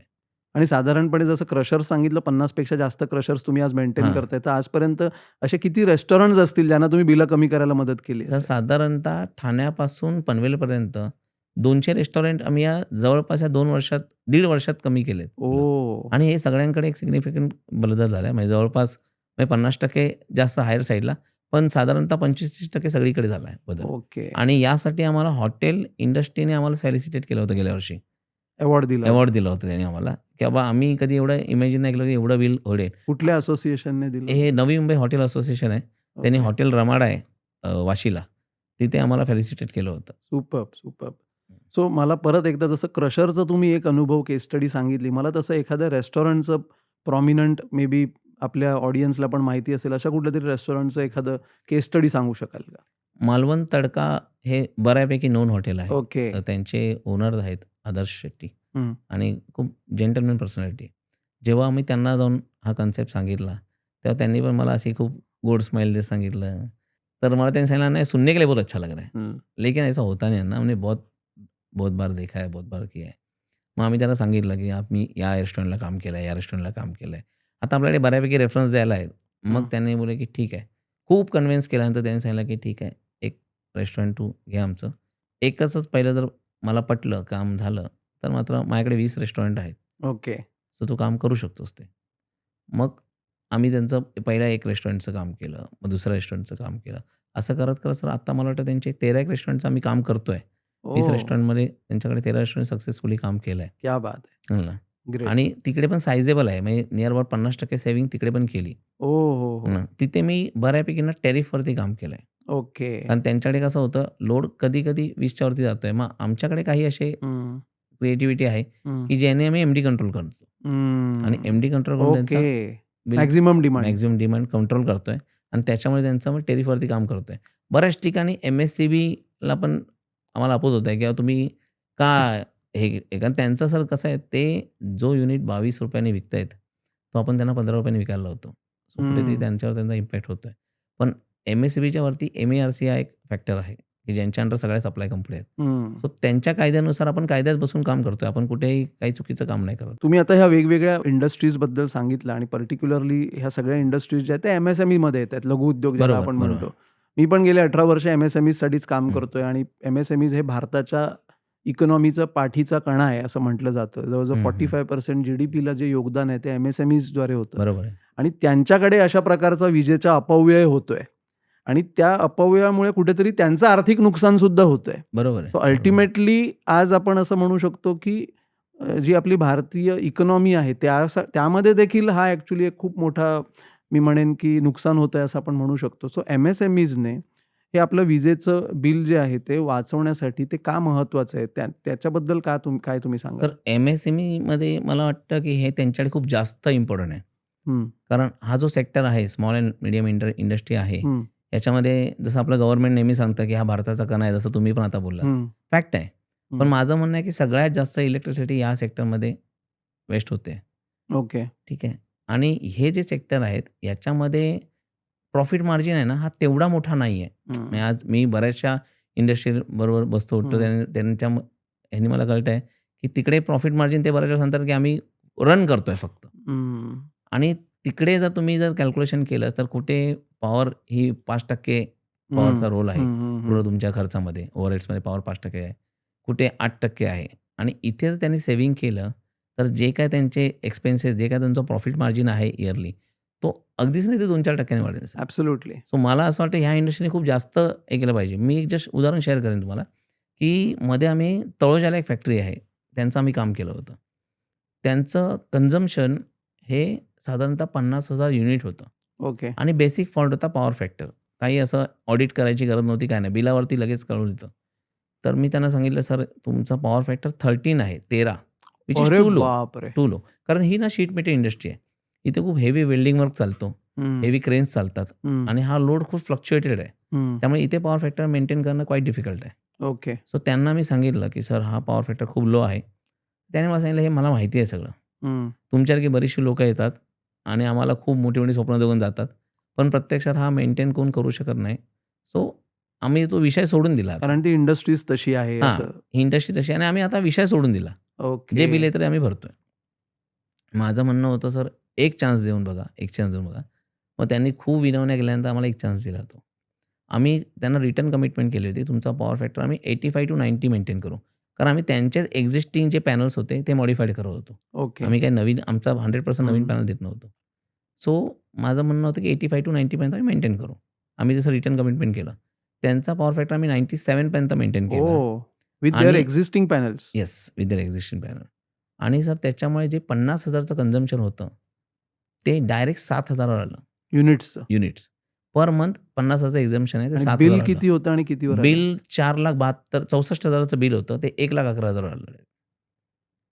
बिल किती होतं? 4,64,000चं बिल आहे. 4,64,000चं बिल होतं. ते 1,11,000वर आलं. ओह! जस्ट इमॅजिन सर, एक factory 43,000 units, forget about amount. तर त्यांच्याकडे पैसे खूप आहेत, ते बिल भरतायत.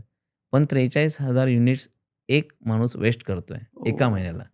एखादं खेडेगाव आहे ना सर, वर्षभर सप्लाय वापरेल. जिकडे पॉवर नाही आहे आपल्याकडे. आज लोकं 8-8 हं. तास लोड शेडिंगमध्ये आहेत. ही हं. जर इलेक्ट्रिसिटी आपण राईट ठिकाणी वापरली, तर भारत 100% लोड शेडिंग मुक्त होऊ शकतो.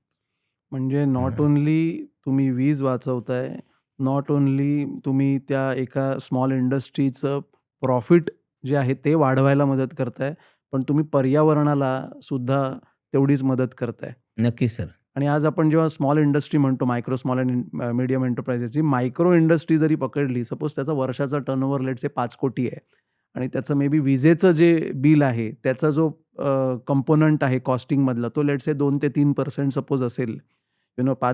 5 कोटीमध्ये जर आपण असं म्हणूया 12 ते 15 लाख रुपये बहुतेक तो विजेसाठी देत असेल विजेसाठी सर. आणि त्याचा प्रॉफिट जो असेल तो साधारण असं आपण पकडूया एक नेट प्रॉफिट 8 ते 10% म्हणजे 5 कोटीमध्ये त्याचं 40 ते 50 लाखाचं प्रॉफिट आहे आणि त्याचं इलेक्ट्रिसिटी बिल साधारण 12 ते 15 लाख रुपये आणि सपोज हे 12 ते 15 लाखाचं बिल जे आहे, हे जर तुम्ही 20% वाचवू शकताय, हं.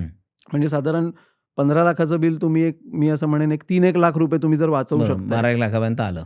12-1 लाख म्हणजे 3 हां. लाख रुपये तुम्ही वाचवले. वाचवलं.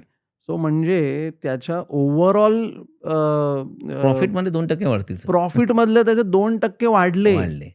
Now this is a very big impact आणि अल्टिमेटली जे तुम्ही सांगताय जी वीज वाचते, ती उद्या आपण गावागावांना सुद्धा ती पुरवू शकतो. सो आय थिंक एम-एस-एम-ईजने ह्याच्याकडे खरंच प्रामुख्याने लक्ष देणं गरजेचं आहे. मला एक प्रश्न आहे, की सपोज एखादा आज स्मॉल इंडस्ट्री हा व्हिडिओ बघितल्यानंतर त्याला जागरूक वाटत असेल. बहुतेक मला वाटतं आत्ताचा हा व्हिडिओ बघता बऱ्याच लोकांनी आपलं इलेक्ट्रिसिटी बिल बघितलं सुद्धा हो. असेल, की बघूया तरी आपलं पॉवर फॅक्टर किती आहे. पण सपोज एखाद्या व्यवसायाला, एखाद्या इंडस्ट्री ओनरला तुमच्याकडनं किंवा ऊर्जा इलेक्ट्रिकल जी आपली कंपनी आहे, की ॲक्चुअली ह्याला काहीतरी काम करायची गरज आहे. हे कळतं कसं? या प्रक्रियेची सुरुवात कशी होते? सर, बऱ्याच लोकांना असं कधीतरी नेहमी फील होत असतं, की माझं बिल जास्त येतंय, माझं बिल अच्छा. जास्त येतंय. आणि जेव्हा त्याला कोणतरी राईट माणूस मिळतो, फॉर एक्झाम्पल आता आम्हाला कोणी बिल जर आमच्या वेबसाईटवर अपलोड केलं किंवा फोन केला, तर बिल दाखवलं, तर आम्ही त्यांची 12 महिन्याची केस स्टडीज बनवतो. आणि मग ओके. आम्ही त्यांना सांगतो, की तुमच्या बिलात एवढा लॉस आहे. 12 महिन्याची केस स्टडी बनवता म्हणजे नेमकं? केस स्टडी म्हणजे त्यांचं बिलिंग पॅटर्न चेक करतो, की ओके. त्यांचा मॅक्सिमम डिमांड प्रत्येक महिन्याला किती जातोय किंवा किती हां. डाऊन लेव्हलला आहे, किती अप लेव्हलला आहे. याचा ओके. अभ्यास करतो. किती युनिट कन्झ्युम करतायत ते. ओके. पॉवर फॅक्टर 12 महिन्याला किती व्हेरी होतोय. या सगळ्यांचा अभ्यास करून आम्ही त्यांना कमिट करतो, की तुमचं बिल एवढं एका सर्टन लेव्हलला 30% 40% जे काही फिगर असेल त्यांना सांगतो. एवढं कमी होऊ शकतं. एवढं कमी होऊ शकतं. आता त्यांनी आम्हाला जेव्हा फोन केला असतो ना, तेव्हा ऑनेस्टली कोणाला असं एवढं अझ्युम कोण करत नाही, की एवढं बिल कमी होईल. पण त्यांना एवढं वाटतं, की माझं बिल कुणाला तरी कुठेतरी जास्त येतंय. हं. माणूस नेहमी शेजाऱ्याशी कंपेअर करतो. हं. मग त्यांचं म्हणणं असं, "अरे बाजूवाल्याचं बिल ना कमी येतंय, पण माझं बिल थोडंसं मला जास्त वाटतंय." हं. म्हणून ते व्हेरिफाय करा. मी आता जसं केव्हीएच बिलिंग सुरू झालं, त्याच्या व्हेरी नेक्स्ट डे मला एक कॉल आला. एक वाशीला कॉफी शॉप आहे. तर त्यांनी मला सांगितलं, "तुमचा वेबसाईटवरून नंबर मिळाला आहे, तर मी तुम्हाला कॉल केला. माझं इलेक्ट्रिसिटी बिल मला थोडं जास्त वाटतंय. ज्या हिशोबाने माझा बिझनेस आहे, मी आता हार्डली 6-7 महिने झाले हा बिझनेस करतोय. मला बिल थोडं जास्त येतंय. माझं ऑफिस पण वाशीलाच आहे." तर मी बोललो, "सर, मी एकदा तुमच्याकडे येऊन चेक करून जातो." मी जेव्हा चेक केलं त्यांच्याकडे, तर त्यांचं बिल साधारणतः 42,000चं बिल आसपास ते बिल येत होतं. मी कॅल्क्युलेशन करून त्यांना सांगितलं, "सर, हे बिल 18,000 येऊ शकतं." हो. 18,000 जेव्हा मी त्यांना बोलवते, त्यांना असं वाटलं, "अरे यार, हे खूपच काहीतरी अति होतंय." तर मग मी त्यांना सांगितलं, "सर, तुमच्या बाजूला हा श्वेता बार अँड रेस्टॉरंट आहे. श्वेता फेमस आहे वाशी हं. पाम बीचला. तर अच्छा. ते आपले क्लायंट आहेत. तुम्ही त्यांना विचारू शकता. त्यांचं बिल आम्ही 50% ने कमी केलं आहे. वाशीला एक केम्ब्रिज शोरूम आहे. ओके. त्यांचं बिल पण निअर अबाउट 50% आपण कमी केलंय. ओह! तुम्ही यांना भेटा. हे तुम्हाला सांगू शकतील आपल्याबद्दल आणि त्यांची बिलं मी त्यांना ॲक्चुअली दाखवली, की ही त्यांची बिफोर बिलं आणि ही त्यांची आफ्टर बिलं. तेव्हा त्यांचा विश्वास बसला. अदरवाईज ना सर लोकांना ही गोष्ट हजम होत नाहीये. हां. मी जस्ट एक अजून एक उदाहरण शेअर करतो. अभ्युदय बँकेमध्ये आम्ही त्यांनी आम्हाला टाईम दिला. आम्ही त्यांना प्रेझेंटेशन करायला गेलो. त्यांची 5 बिलं आम्ही शोधून काढली होती आणि म्हणून त्यांना मी भेटलो. सर मी त्यांना सगळं प्रेझेंटेशन दिलं. हायेस्ट सेव्हिंग त्यांची 5 बिलांमध्ये एका बिलामध्ये 55% ची सेव्हिंग होती ओह! आणि बाकी बिलांमध्ये 40-45 अशी होती. हं. सो त्यांनी मला जस्ट विचारलं, की "सर तुम्ही मला हे लिहून देऊ शकता का बॉन्ड पेपरवरती?" मी म्हटलं, "सर बॉन्ड पेपरचा खर्च तुमचा लिहून मी देऊ शकतो. म्हणजे तुम्ही तो 1000चा आणा किंवा कितीचा आणा मी लिहून हं. देईन." मग त्याने अशी छान स्माईल केली. मला म्हणाले, "जयंत तू जे बोलतोयस ना, हे मला ना इथून खूप असं फील गुड हं. खूप चांगलं वाटतं ऐकायला. पण ना इथे हजम होत नाही. की एवढं कसं माझे काय बिल तुम्ही माझा कमी मेंदू ही गोष्ट मानत नाही, की मी एवढे वर्ष या पोझिशनला इथे बसलोय. एक माणूस मला आला नाही सांगायला, की 10% बिल कमी होईल आणि ते मी लिहून देईन. सो तू जे बोलतोय ना, ते मलाच स्वतःला थोडं पटत नाहीये. तर मी पुढे कसं कन्विन्स करू हा माझ्यासमोर प्रश्न पडलाय. मग मी त्यांना खूप कन्विन्स केलं, "सर तुम्ही इथे तरी बरं वाटतंय ना, हृदयाला तुमच्या बरं वाटतंय, तर मला 5 बिलांचं काम देऊन बघा. नाही झालं तर विषय संपला. पैसे देऊ नका. मी हं. कुठे तुम्हाला सांगतोय पैसे द्या म्हणून." मग या बेसवर त्यांनी आम्हाला ते काम दिलं. तसं ज्या दिवशी त्यांची 5 बिलं कमी आली ना, त्या दिवशी ते एवढे हॅपी झाले आणि मी ज्या कमिटमेंट केल्या होत्या त्याच्यापेक्षा 1-2% जास्तच बिलं कमी झाली. ओह! त्यांनी आम्हाला ताबडतोब दुसऱ्या दिवशी फोन केला सांगितलं, की 10-10 बिलं लगेच तुम्हाला आम्ही देतोय. तुम्ही अभ्यास करून सांगा. 109 ब्रांच आहेत सर त्यांच्या. मला वाटतं 45 ब्रांचची बिलं आम्ही सक्सेसफुली कमी केली क्या ॲज पर बात अवर है! कमिटमेंट. म्हणजे तेवढ्याच ब्रांचेसचं काम आपल्याला आलं. काम होतं. नाही काम 109 ब्रांचची त्यांनी मला बिलं शेअर केली. पण सर मी जसं सांगितलं, की 3000 मध्ये 2,500 बिलं मिळाली. तसं हं. माझं म्हणणं आहे तुम्ही मला 10 बिलं दिलीत ना, हं. तर 5 बिलांमध्ये काम 100% आहे. येस. सो त्यांच्याकडे 109 मध्ये 45 बिलांमध्येच काम होतं, जे आम्ही ओके. सक्सेसफुली केली. बाकी बिलं त्यांची चांगली होती. तसं आम्ही त्यांना दिलं, की बाकी बिलं तुमची ओके आहेत. पण फॅन्टास्टिक. ॲट लीस्ट त्यांना ते पण कळलं, की बाबा बाकी बिलांमध्ये मला काही टेन्शन नाहीये. हं. फॅन्टास्टिक. सो 2 गोष्टी मला या तुमच्या आत्ताच्या या उत्तरातून जाणवल्या. पहिलं तर जर तुम्ही असं म्हणताय, की जर 10 बिलं दिली तर 5 बिलांमध्ये कुठे ना कुठे सेव्हिंग आहे. हं. आज भारतामध्ये 6 कोटीपेक्षा जास्त एम-एस-एम-ईज रजिस्टर्ड आहेत. खरी अनरजिस्टर्ड गोष्ट पण आहे. असतील, ते असतील. किती असतील आपल्याला माहिती नाही. 6 कोटी आणि जर तुम्ही म्हणताय, की प्रत्येक 10 बिलांमध्ये जर 5 बिलांमध्ये जर सेव्हिंग आहे, म्हणजे आज भारतामध्ये एम-एस-एम-ईजमध्ये किती मोठ्या प्रमाणावर इलेक्ट्रिसिटीचा अपव्यय चालू होतोय. आहे. नंबर 1. नंबर 2 जे तुम्ही सांगितलं, की सुरुवात जी आहे बेसिकली कुठलाही स्मॉल स्केल इंडस्ट्री ची व्यक्ती असेल आणि त्याला जर त्याचं ऑडिट करायचं असेल, तर त्याची सुरुवात त्याच्या बिलापासून होते. बिलापासून. की पहिलं ते बिल तुम्हाला मिळाल्यानंतर तुम्ही त्याचं संपूर्ण वर्षभराचं कन्झम्पशन पॅटर्न चेक करता, त्याचं पॉवर फॅक्टर चेक करता, त्याचं मॅक्सिमम डिमांड तुम्ही डिमांड म्हणालात. चेक मला पण करतो. आता ह्या हो. टर्मिनॉलॉजी जरा कळायला लागल्यात. हे तुम्ही चेक करता आणि त्याच्यातून एक्झॅक्टली सेव्हिंग होतंय किंवा नाही आणि जर होत असेल, तर ते किती सेव्ह किती होऊ प्रमाणात शकतं, होतं. कितीपर्यंत आणि त्यानंतर मग पुढची सगळी प्रक्रिया जी आहे ती चालू होते. हां. So it starts with first analysis of bill bill. असं आपण बिल म्हणू शकतो. एनालिसिस हा परफेक्ट वर्ड झाला. बिल एनालिसिस त्याचा इनिशियल स्टेज आहे. Superb, superb.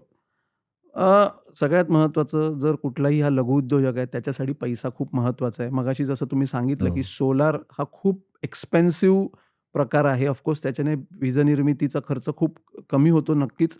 पण कुठल्याही लघुउद्योगासाठी तेवढी इन्व्हेस्टमेंट करणं हे सुरुवातीच्या काळामध्ये खूप मोठं इन्व्हेस्टमेंट असू शकते आणि बिझनेसमधून तेवढा पैसा काढणं कठीण जातं. त्यातल्या त्यात तुम्ही जे सोल्युशन्स देताय, जसं मगाशी तुम्ही हॉटेलचं पण सांगितलं, की तो सोलारचा एक माणूस येऊन बसला हो. होता तिकडे रिसॉर्ट. आणि तुम्ही त्यांचं तसंच 40% पर्यंत बिल कमी करण्यासाठी काही छोटे-छोटे नुसके सोल्युशन दिलेत.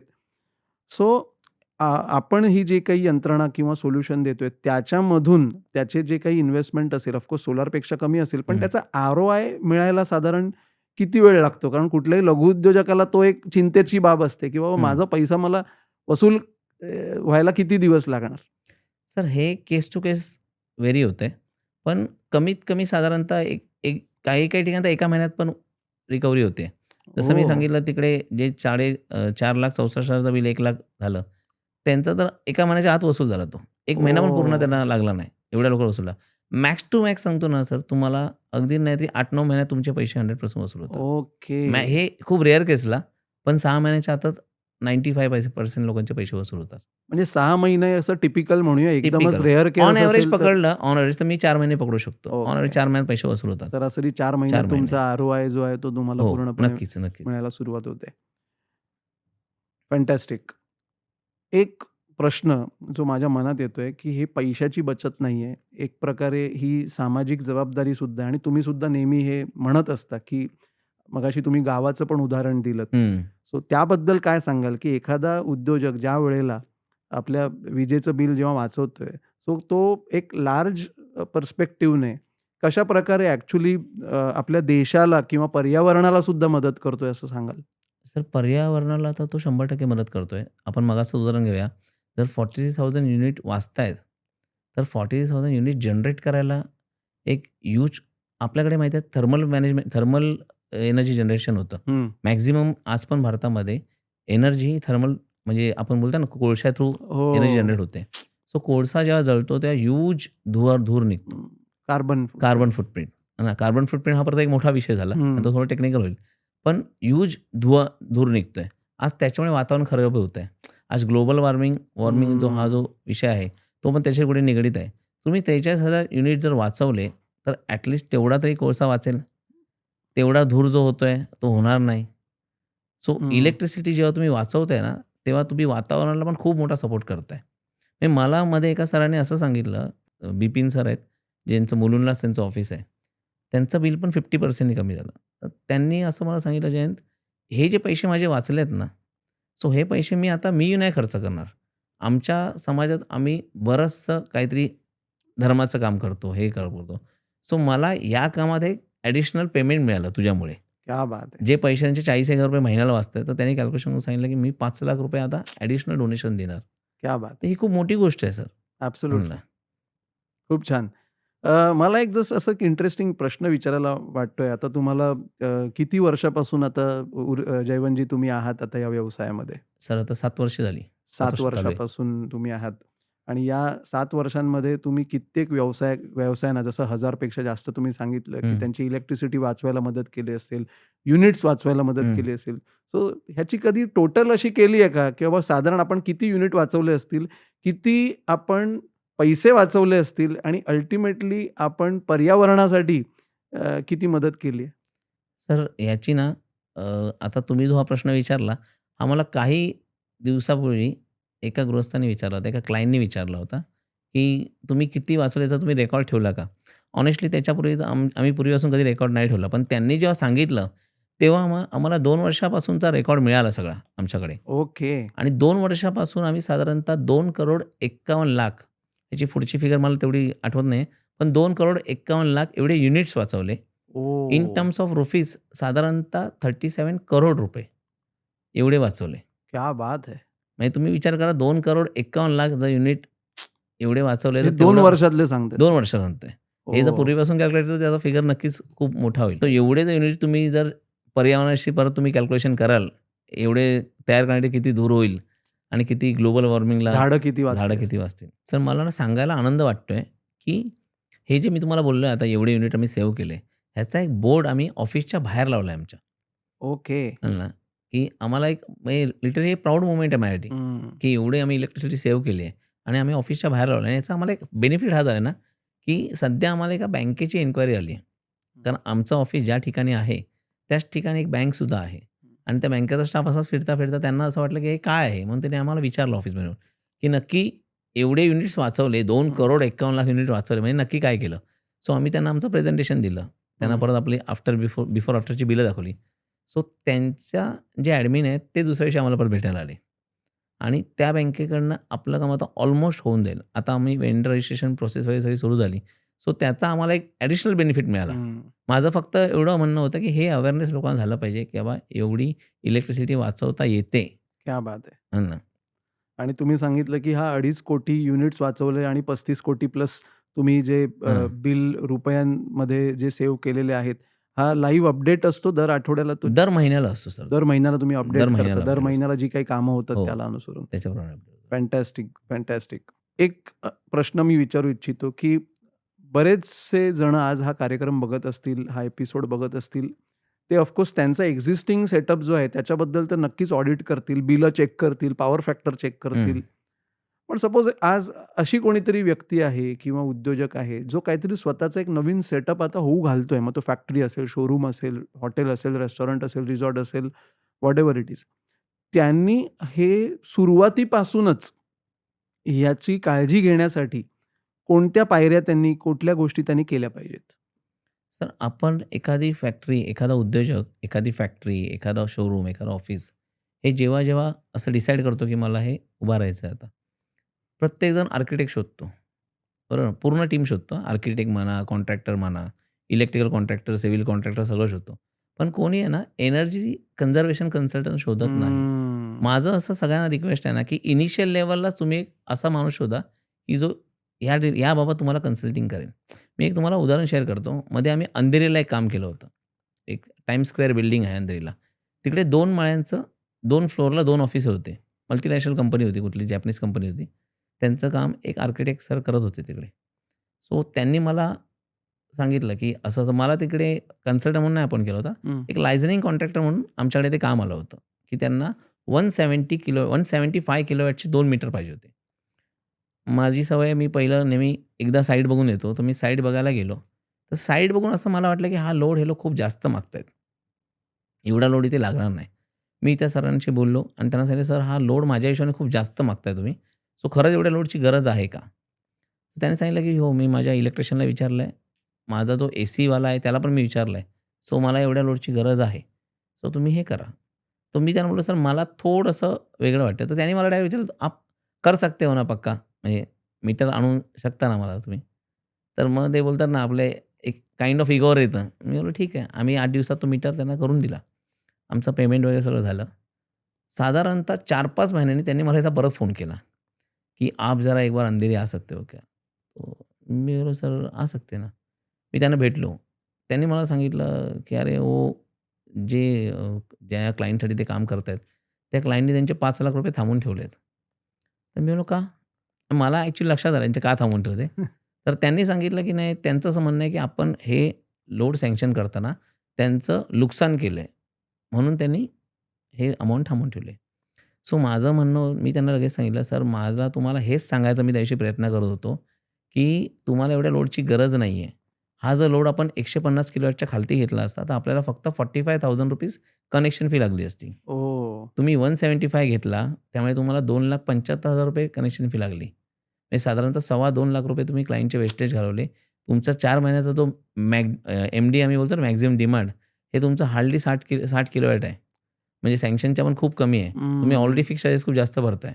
आणि मी त्यादिवशी तुम्हाला हेच सांगण्याचा प्रयत्न करत होतो, पण तुम्ही डायरेक्ट बोललात, की तुम्ही करू शकता की नाही तेवढं फक्त मला सांगा. म्हणून मी पुढे ते कन्व्हर्सेशन टाळलं. पण आता जे तुमचे ₹4.5 लाख, ₹2.25-4.5 लाख गेले, ते आता कोणीही रिटर्न देऊ शकत नाही. हं. सो माझं आता ते इनडायरेक्टली त्या क्लायंटचे पैसे जातात. बरोबर. सो प्रत्येक माणूस जर हा गोंधळ घालतोय. हं. एक एक आम्ही मध्ये एक व्हिजिट केली होती आम्ही म्हाप्यामध्ये. सो तिकडे फॅक्टरी आहे. फॅक्टरीची रिक्वायरमेंट आहे फक्त 50 किलोवॅटचा लोड रिक्वायरमेंट आहे त्यांची. पण त्यांनी ट्रान्सफॉर्मर घेऊन ठेवलाय. हाय टेन्शन लाईनचा सप्लाय घेतलाय. तर मी त्यांना जेव्हा भेटलो, तर त्यांच्याकडे बरीच सेव्हिंग पॉसिबल आहे. मी त्यांना बोललो, "सर हे तुम्ही एवढा लोड का घेतलाय? जर तुम्ही हं. म्हणता की आम्ही 25 वर्षापासून जर आमची रिक्वायरमेंट 40-50 किलोवॅटचीच आहे." बोलला, "आम्ही जेव्हा हे घेतलं, तेव्हा आमच्या टेक्निशियन सांगितलं, जर तुम्हाला कॉन्स्टंट व्होल्टेज पाहिजे असेल, तुम्ही ट्रान्सफॉर्मर घ्या." मी बोललो, "सर 25 वर्ष तुम्ही अननेसेसरी एक 25% बिल जास्त भरताय आणि जे त्या पर्पजसाठी तुम्ही भरताय, तो पर्पज याने सॉल्व्हच होत नाही. हं. ट्रान्सफॉर्मरचं काम कॉन्स्टंट व्होल्टेज देणं हे नाहीच आहे. तुम्ही लोड व्होल्टेज कमी घ्या किंवा लोड सँक्शन कमी घ्या आणि तुम्ही एक आतमध्ये एक स्टेबिलायझर लावा. तो पण एक प्रॉपर कन्सल्टंटकडनं चेक करून हं. स्टेबिलायझर लावा. तुमचा हा इश्यू सॉल्व्ह झाला असता." ते बोलतात, "हे त्यावेळी कोण भेटलं नाही मला. ओह! तू आता सांगतोयस हे खूप लेट झालं मला." सर अजून एक जस्ट शेअर करेन. मध्ये आम्ही आफ्टर कोरोना हं. मी एक बिल घेऊन एका क्लायंटला भेटायला गेलो होतो. सर आता पूर्वी आमची टीम गेली. त्याने सांगितलं, "तुमच्या सरांना बोलवा." तर मी गेलो त्यांना भेटायला आणि तो माणूस एवढा फेड अप झाला होता ना, तो बोलतो, "जयंत आम्ही 2 वर्ष साधारणतः ₹2,00,000 पर मंथ हे फिक्स चार्जेस भरतोय. ओह! आम्हाला कोणीही सांगायला आलं नाही, की बाबा हे फिक्स चार्जेस तुम्ही भरू नका." Fix charges for? Fix charges म्हणजे तुम्ही एक सँक्शन लोड घेऊन ठेवलाय. फॉर एक्झाम्पल तुम्ही 300 किलोवॅटचा सँक्शन लोड घेऊन ठेवलाय. सो गव्हर्नमेंट तो 300 किलोवॅट इतर कोणाला देत नाहीये. मग तो तुमच्यासाठी तो तुमच्यासाठी फिक्स. रिझर्व्ह ठेवलाय. तर ते रिझर्व्ह ठेवला त्यासाठी फिक्स चार्ज घेते गव्हर्नमेंट आणि ती फॅक्टरी बंद आहे. कोरोनामध्ये त्याचा खूप मोठा त्याला सेटअप आला, हे आला, सेटअप आला आणि त्यांनी बंद केलं ते. पण तो बोलतो कोणीच आम्हाला सांगितलं नाही आणि आत्ता बोलतो मी पूर्ण हे वाइंड अप करतोय. जर 2 वर्षात माझे हे 28 लाख रुपये वाचले असते आणि याला खूप सिंपल प्रोसेस होती हां. म्हणजे आमचे जेवढे क्लायंट होते तेव्हा गव्हर्नमेंटने ऑफर सांगितलं होतं सगळ्यांना, की तुम्ही कॉन्ट्रॅक्ट डिमांड कमी करू शकता. म्हणजे जर तुमचा ओके. कॉन्ट्रॅक्ट डिमांड 300 आहे आणि तुमची फॅक्टरी बंद आहे, सरळ 10 वर आणा. तुम्हाला हं. फिक्स चार्ज येणार नाही. आता ह्या सरांना कोणीच सांगितलं नाही किंवा त्यांनी कुठे ऐकलं नाही. म्हणजे त्यांच्या डोळ्यात पाणी आलं. त्यांनी सांगितलं, की मी 28 लाख रुपये लॉस केले. आज जर ते 28 लाख रुपये माझ्याकडे असते ना, तर माझ्याकडे कॅश फ्लो असता. मी ही फॅक्टरी रन करू शकलो असतो परत. सो मी जे सांगतो ना, तुमच्याकडे कन्सल्टंट असणं हे खूप नेसेसरी आहे. या हं. छोट्या-छोट्या गोष्टी आहेत ना, हे खूप मॅटर करतात सर. फॅन्टॅस्टिक. अजून एक मला जस्ट एक विचारायला आवडेल. तुमच्याकडे तर एवढे असंख्य वेगवेगळे अनुभव आहेत. म्हणजे तुम्ही आता फॅक्टरीबद्दल हं. सांगितलं, रेस्टॉरंटबद्दल सांगितलं, क्रशरबद्दल सांगितलं. अजून कुठलातरी असा एकदम आगळा-वेगळा अनुभव जिकडे तुम्ही म्हणजे खूप कठीण केस होती, काहीतरी एकदम वेगळा नेहमीपेक्षा चॅलेंज होता आणि तिकडे सुद्धा तुम्ही एकदम किंवा तुमच्यासाठी असा एक यादगार आणि एकदम मेमोरेबल असा कुठलीतरी एखादी सक्सेस स्टोरी, केस स्टडी? एका ठिकाणी सर असा इश्यू होता. सेप्टोडंट म्हणून एक कंपनी आहे तळोजाला आणि ही कंपनी आहे, ही फ्रान्स बेस कंपनी आहे. तो ह्यांचा आम्ही पूर्वी आम्ही एक सर्टन लेव्हलला बिल कमी करून दिलं होतं. मेजर नव्हतं. एक 15% असेल त्यांचं. बिल कमी करून दिलं होतं. पण as per commitment, return commitment कमी करून दिलं होतं. त्यांना एकदा नोटीस आली एक आणि नोटीस त्यांना अशी आली कारण नियम काय आहे सांगतो तुम्हाला, की जर तुम्ही सँक्शन लोड सपोज 100 किलोवॅट घेतलाय आणि जर तुम्ही 110 किलोवॅट वापरताय आणि वर्षातून 4 वेळा तो लोड एक्सीड झाला, तर तुम्हाला गव्हर्नमेंट कुठलीही सप्लाय कंपनी तुम्हाला नोटीस पाठवू शकते अंडर सेक्शन 126.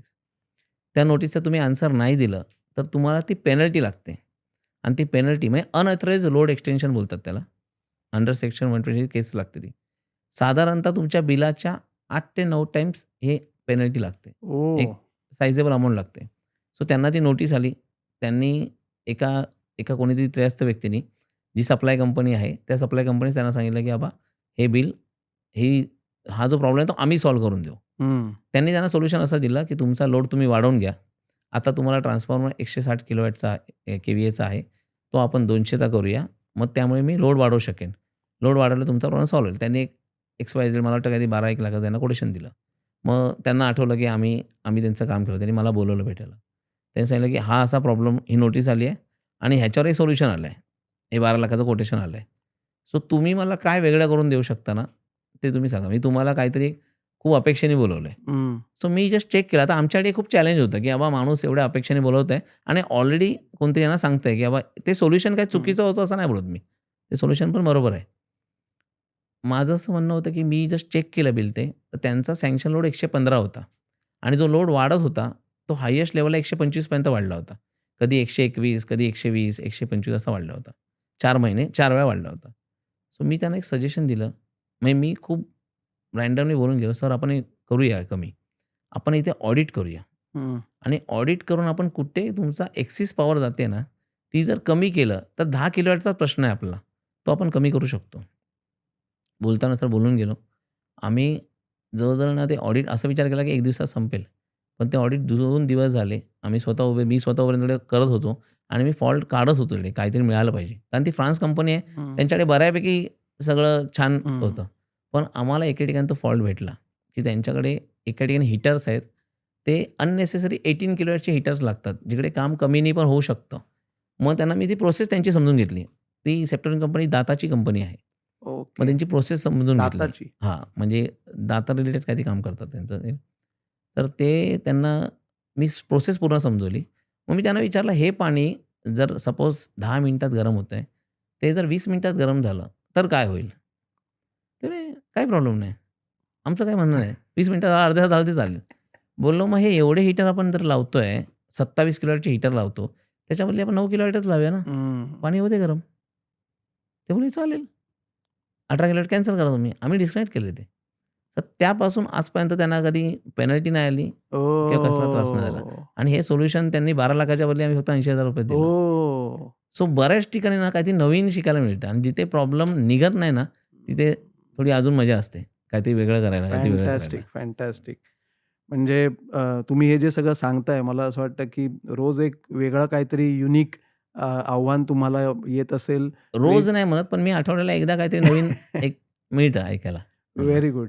खरंच तुम्ही हे जे काम करताय, ऑफकोर्स तुमचा हा व्यवसाय आहे, पण या व्यवसायाच्या माध्यमातून तुम्ही पर्यावरणाला देखील हातभार लावताय आणि लघु उद्योग जे आहेत, जसं मगाशी मी सांगितलं, की they are backbone of economy today, त्यांच्या देखील भरभराटीला तुम्ही हातभार लावताय नक्कीच सर, नक्की. आणि ऊर्जा इलेक्ट्रिकल प्रायव्हेट लिमिटेड या कंपनीची सुद्धा भरभराट व्हावी आणि तुमचं भविष्याचं स्वप्न देखील साकार व्हावं, अशी मी मनोकामना करतो. आणि मला जाणून घ्यायला आवडेल, की पुढच्या 5 वर्षामध्ये ॲज अ उद्योजक, तुम्ही सुद्धा एक उद्योजक आहात. आमच्या लक्षवेधी परिवारातले एक लक्षवेधी तुम्ही आहात. सो तुमच्या या 5 वर्षांमध्ये तुमची काय इच्छा आहे? काय परिवर्तन घडवून आणायचं आहे? काय साकार करायचं आहे? तर मला एकदम प्रामाणिकपणे असं वाटतं ना, की जेवढे लघुउद्योजक आहेत, आपण त्यांना सगळ्यांना एज्युकेट करून जरी म्हणजे करू जरी शकलो, फॉरगेट अबाउट की त्यांनी आपल्याला काम द्यावं न द्यावं नंतरची गोष्ट. पण एवढ्या सगळ्यांना आपण जर एज्युकेट करू शकलो, त्यांना सगळ्यांना स्वतःचं बिल व्यवस्थित प्रत्येक पॉइंट व्यवस्थित वाचता आला ना, तर मी ज्या थॉट घेऊन ही कंपनी चालू केली ना, ते आमचं कार्य सफल झालं समजेल मी. ना. फॅन्टास्टिक. आणि एवढी जर बघा बिल जर प्रत्येकाने व्यवस्थित वाचलं ना, तर प्रत्येक जणला कळणार की मी किती पॉवर वेस्ट करतोय. तेवढी पॉवर तो आमच्या थ्रू किंवा इतर कोणा थ्रू वाचवणार. आणि जसं आपण बोलतो की भारत हा लोड शेडिंग मुक्त. मी बोलतो भारत सोडा. महाराष्ट्र जरी लोड शेडिंग मुक्त झाला, तरी आपल्याला खूप मोठं यश मिळाल्यासारखं होईल सर. ॲब्सोल्युटली. आणि मला हं. असं वाटतं, की आज आपण हे जे भेटतोय, हे सुद्धा एकदम योगायोग आहे, की एकदम योग्य वेळेला हा पॉडकास्ट होतोय. आणि कारण के-व्ही-एच बिलिंग जे सुरू सुरू झालेलं आहे झालं तुम्ही आताच. म्हणताय आणि मला हो. वाटतं, की बरेच जण बहुतेक या म्हणजे चॅलेंजमध्ये असतील किंवा बरेच जणांना हे सोल्युशन आता ह्याचं काय आहे हे शोधत असतील आणि हं. त्यांनी जर हा पॉडकास्ट बघितला तर डेफिनेटली त्यांना सुद्धा खूप चांगले इन्साईट्स आणि टिप्स तुमच्या माध्यमातून मिळतील. जाता-जाता मी तुम्हाला एक प्रश्न विचारू इच्छितो, की शेवटचा एक संदेश तुम्ही लघुउद्योजकांना काय द्याल? ऊर्जा इलेक्ट्रिकल आणि जयवंत गोसावी यांच्या माध्यमातून, की त्यांनी ऊर्जेकडे, इलेक्ट्रिसिटीकडे कशाप्रकारे बघितलं पाहिजे? सर मी प्रत्येकाला सांगेन, की आपले जेवढे ओव्हरहेड्स असतात, तिथे इलेक्ट्रिसिटी हा एक पण खूप मोठा एक ओव्हरहेड्स आहे. मी नेहमी म्हणतो, की इलेक्ट्रिसिटी एक स्लीपिंग पार्टनर आहे. आणि त्याला किती तुमचे म्हणजे पैसे गेले पाहिजे, हे प्रत्येकाने कॅल्क्युलेट केले पाहिजे. ते जर नाही जात आहे त्यापेक्षा जास्त तर नक्कीच बिलावरती काम केलं पाहिजे. जसं बेसिक लेव्हलला मी सांगितलं, की प्रिव्हेंटिव्ह मेंटेनन्स हा झालाच पाहिजे. ना हं. प्रत्येक पॅनल्सचे म्हणा किंवा प्रत्येक ह्याची एनर्जी ऑडिट हे दर 3 वर्षांनी झालंच प्रत्येकाने केलंच पाहिजे. इनिशियल लेव्हलला जर तुम्ही फॅक्टरी नवीन चालू करत असाल, तर तुम्हाला एक कन्सल्टंट घेतलाच पाहिजे. म्हणजे आपण म्हणतो, की हे थोडेसे पैसे असतात, पण तो कन्सल्टंट तुमचे बरेच पैसे वाचवून देतो. एवढ्या गोष्टी जरी सगळ्यांनी लक्षात ठेवलं ना, म्हणजे बेसिक लेव्हलला पॉवर फॅक्टर तो अबाव 98 मेंटेन राहिलाच पाहिजे. हं. मग जो कोण तुमचा मेंटेन करतो, तुमच्याकडे इन हाऊस टीम आहे, तर त्याला ते प्रेशराईज करा. तो जर काही त्यासाठी कारणं सांगतोय, की हे नाही मेंटेन होतं, इतर कन्सल्टंटशी कंपेअर करा. हं. तो जे सांगतोय ते बरोबर आहे की चूक आहे. एवढं प्रत्येकाने केलं ना सर, तर आपण चिक्कार वीज वाचवू शकू. चिक्कार वीज वाचवू शकू. है ना? वीज वाजवू शकू आणि नफा वाढवू शकू आणि नफा वाढवू शकू सर. पर्यावरणाला सुद्धा आपण हातभार लावू शकू. Yes sir. जयवंतजी खरंच म्हणजे खूप अभिमान वाटतोय. तुम्ही हे खूप जबरदस्त काम करताय आणि लक्षवेधमध्ये देखील ऑफकोर्स तुम्ही आमच्याबरोबर खूप वर्षांपासून जोडले गेलेले आहेत आणि तुमचा हा जो प्रवास आहे मी देखील स्वतः खूप जवळून बघितलाय. पण आजच्या या डिस्कशनमध्ये मला सुद्धा इलेक्ट्रिसिटी, ऊर्जा या सगळ्या गोष्टीच्या ज्या टेक्निकल गोष्टी आहेत त्याची एक वेगळी बाजू कळली आणि बहुतेक मी देखील यापुढे बहुतेक माझं एवढं मोठं फॅक्टरी किंवा शोरूम किंवा क्रशर नाही आहे. पण बहुतेक माझ्या घरामध्ये किंवा माझ्या ऑफिसमध्ये मी यापुढे नक्कीच जाणीवपूर्वकरित्या वीज कशी वाचवता येईल ह्याची काळजी घेईन आणि तुम्ही आमच्या या पॉडकास्टच्या आमंत्रणाला अ, मान दिलात आणि आज या कार्यक्रमासाठी तुम्ही स्पेशली आलात. संपूर्ण लक्षवेधी परिवाराच्या वतीने, आमच्या सगळ्या सबस्क्रायबर्सच्या वतीने तुमचे मनापासून आभार व्यक्त करतो. Thank you very much. Sir माझ्यासाठी पण हे खरंच आजचा दिवस हा एक प्राउड मोमेंट आहे, की कोणीतरी याची दखल घेतली आणि हा जर खरंच संदेश सगळ्यांपर्यंत पोहोचला, तर खरंच सार्थक होईल sir. Thank you very much sir. Thank thank you, thank you. Sir.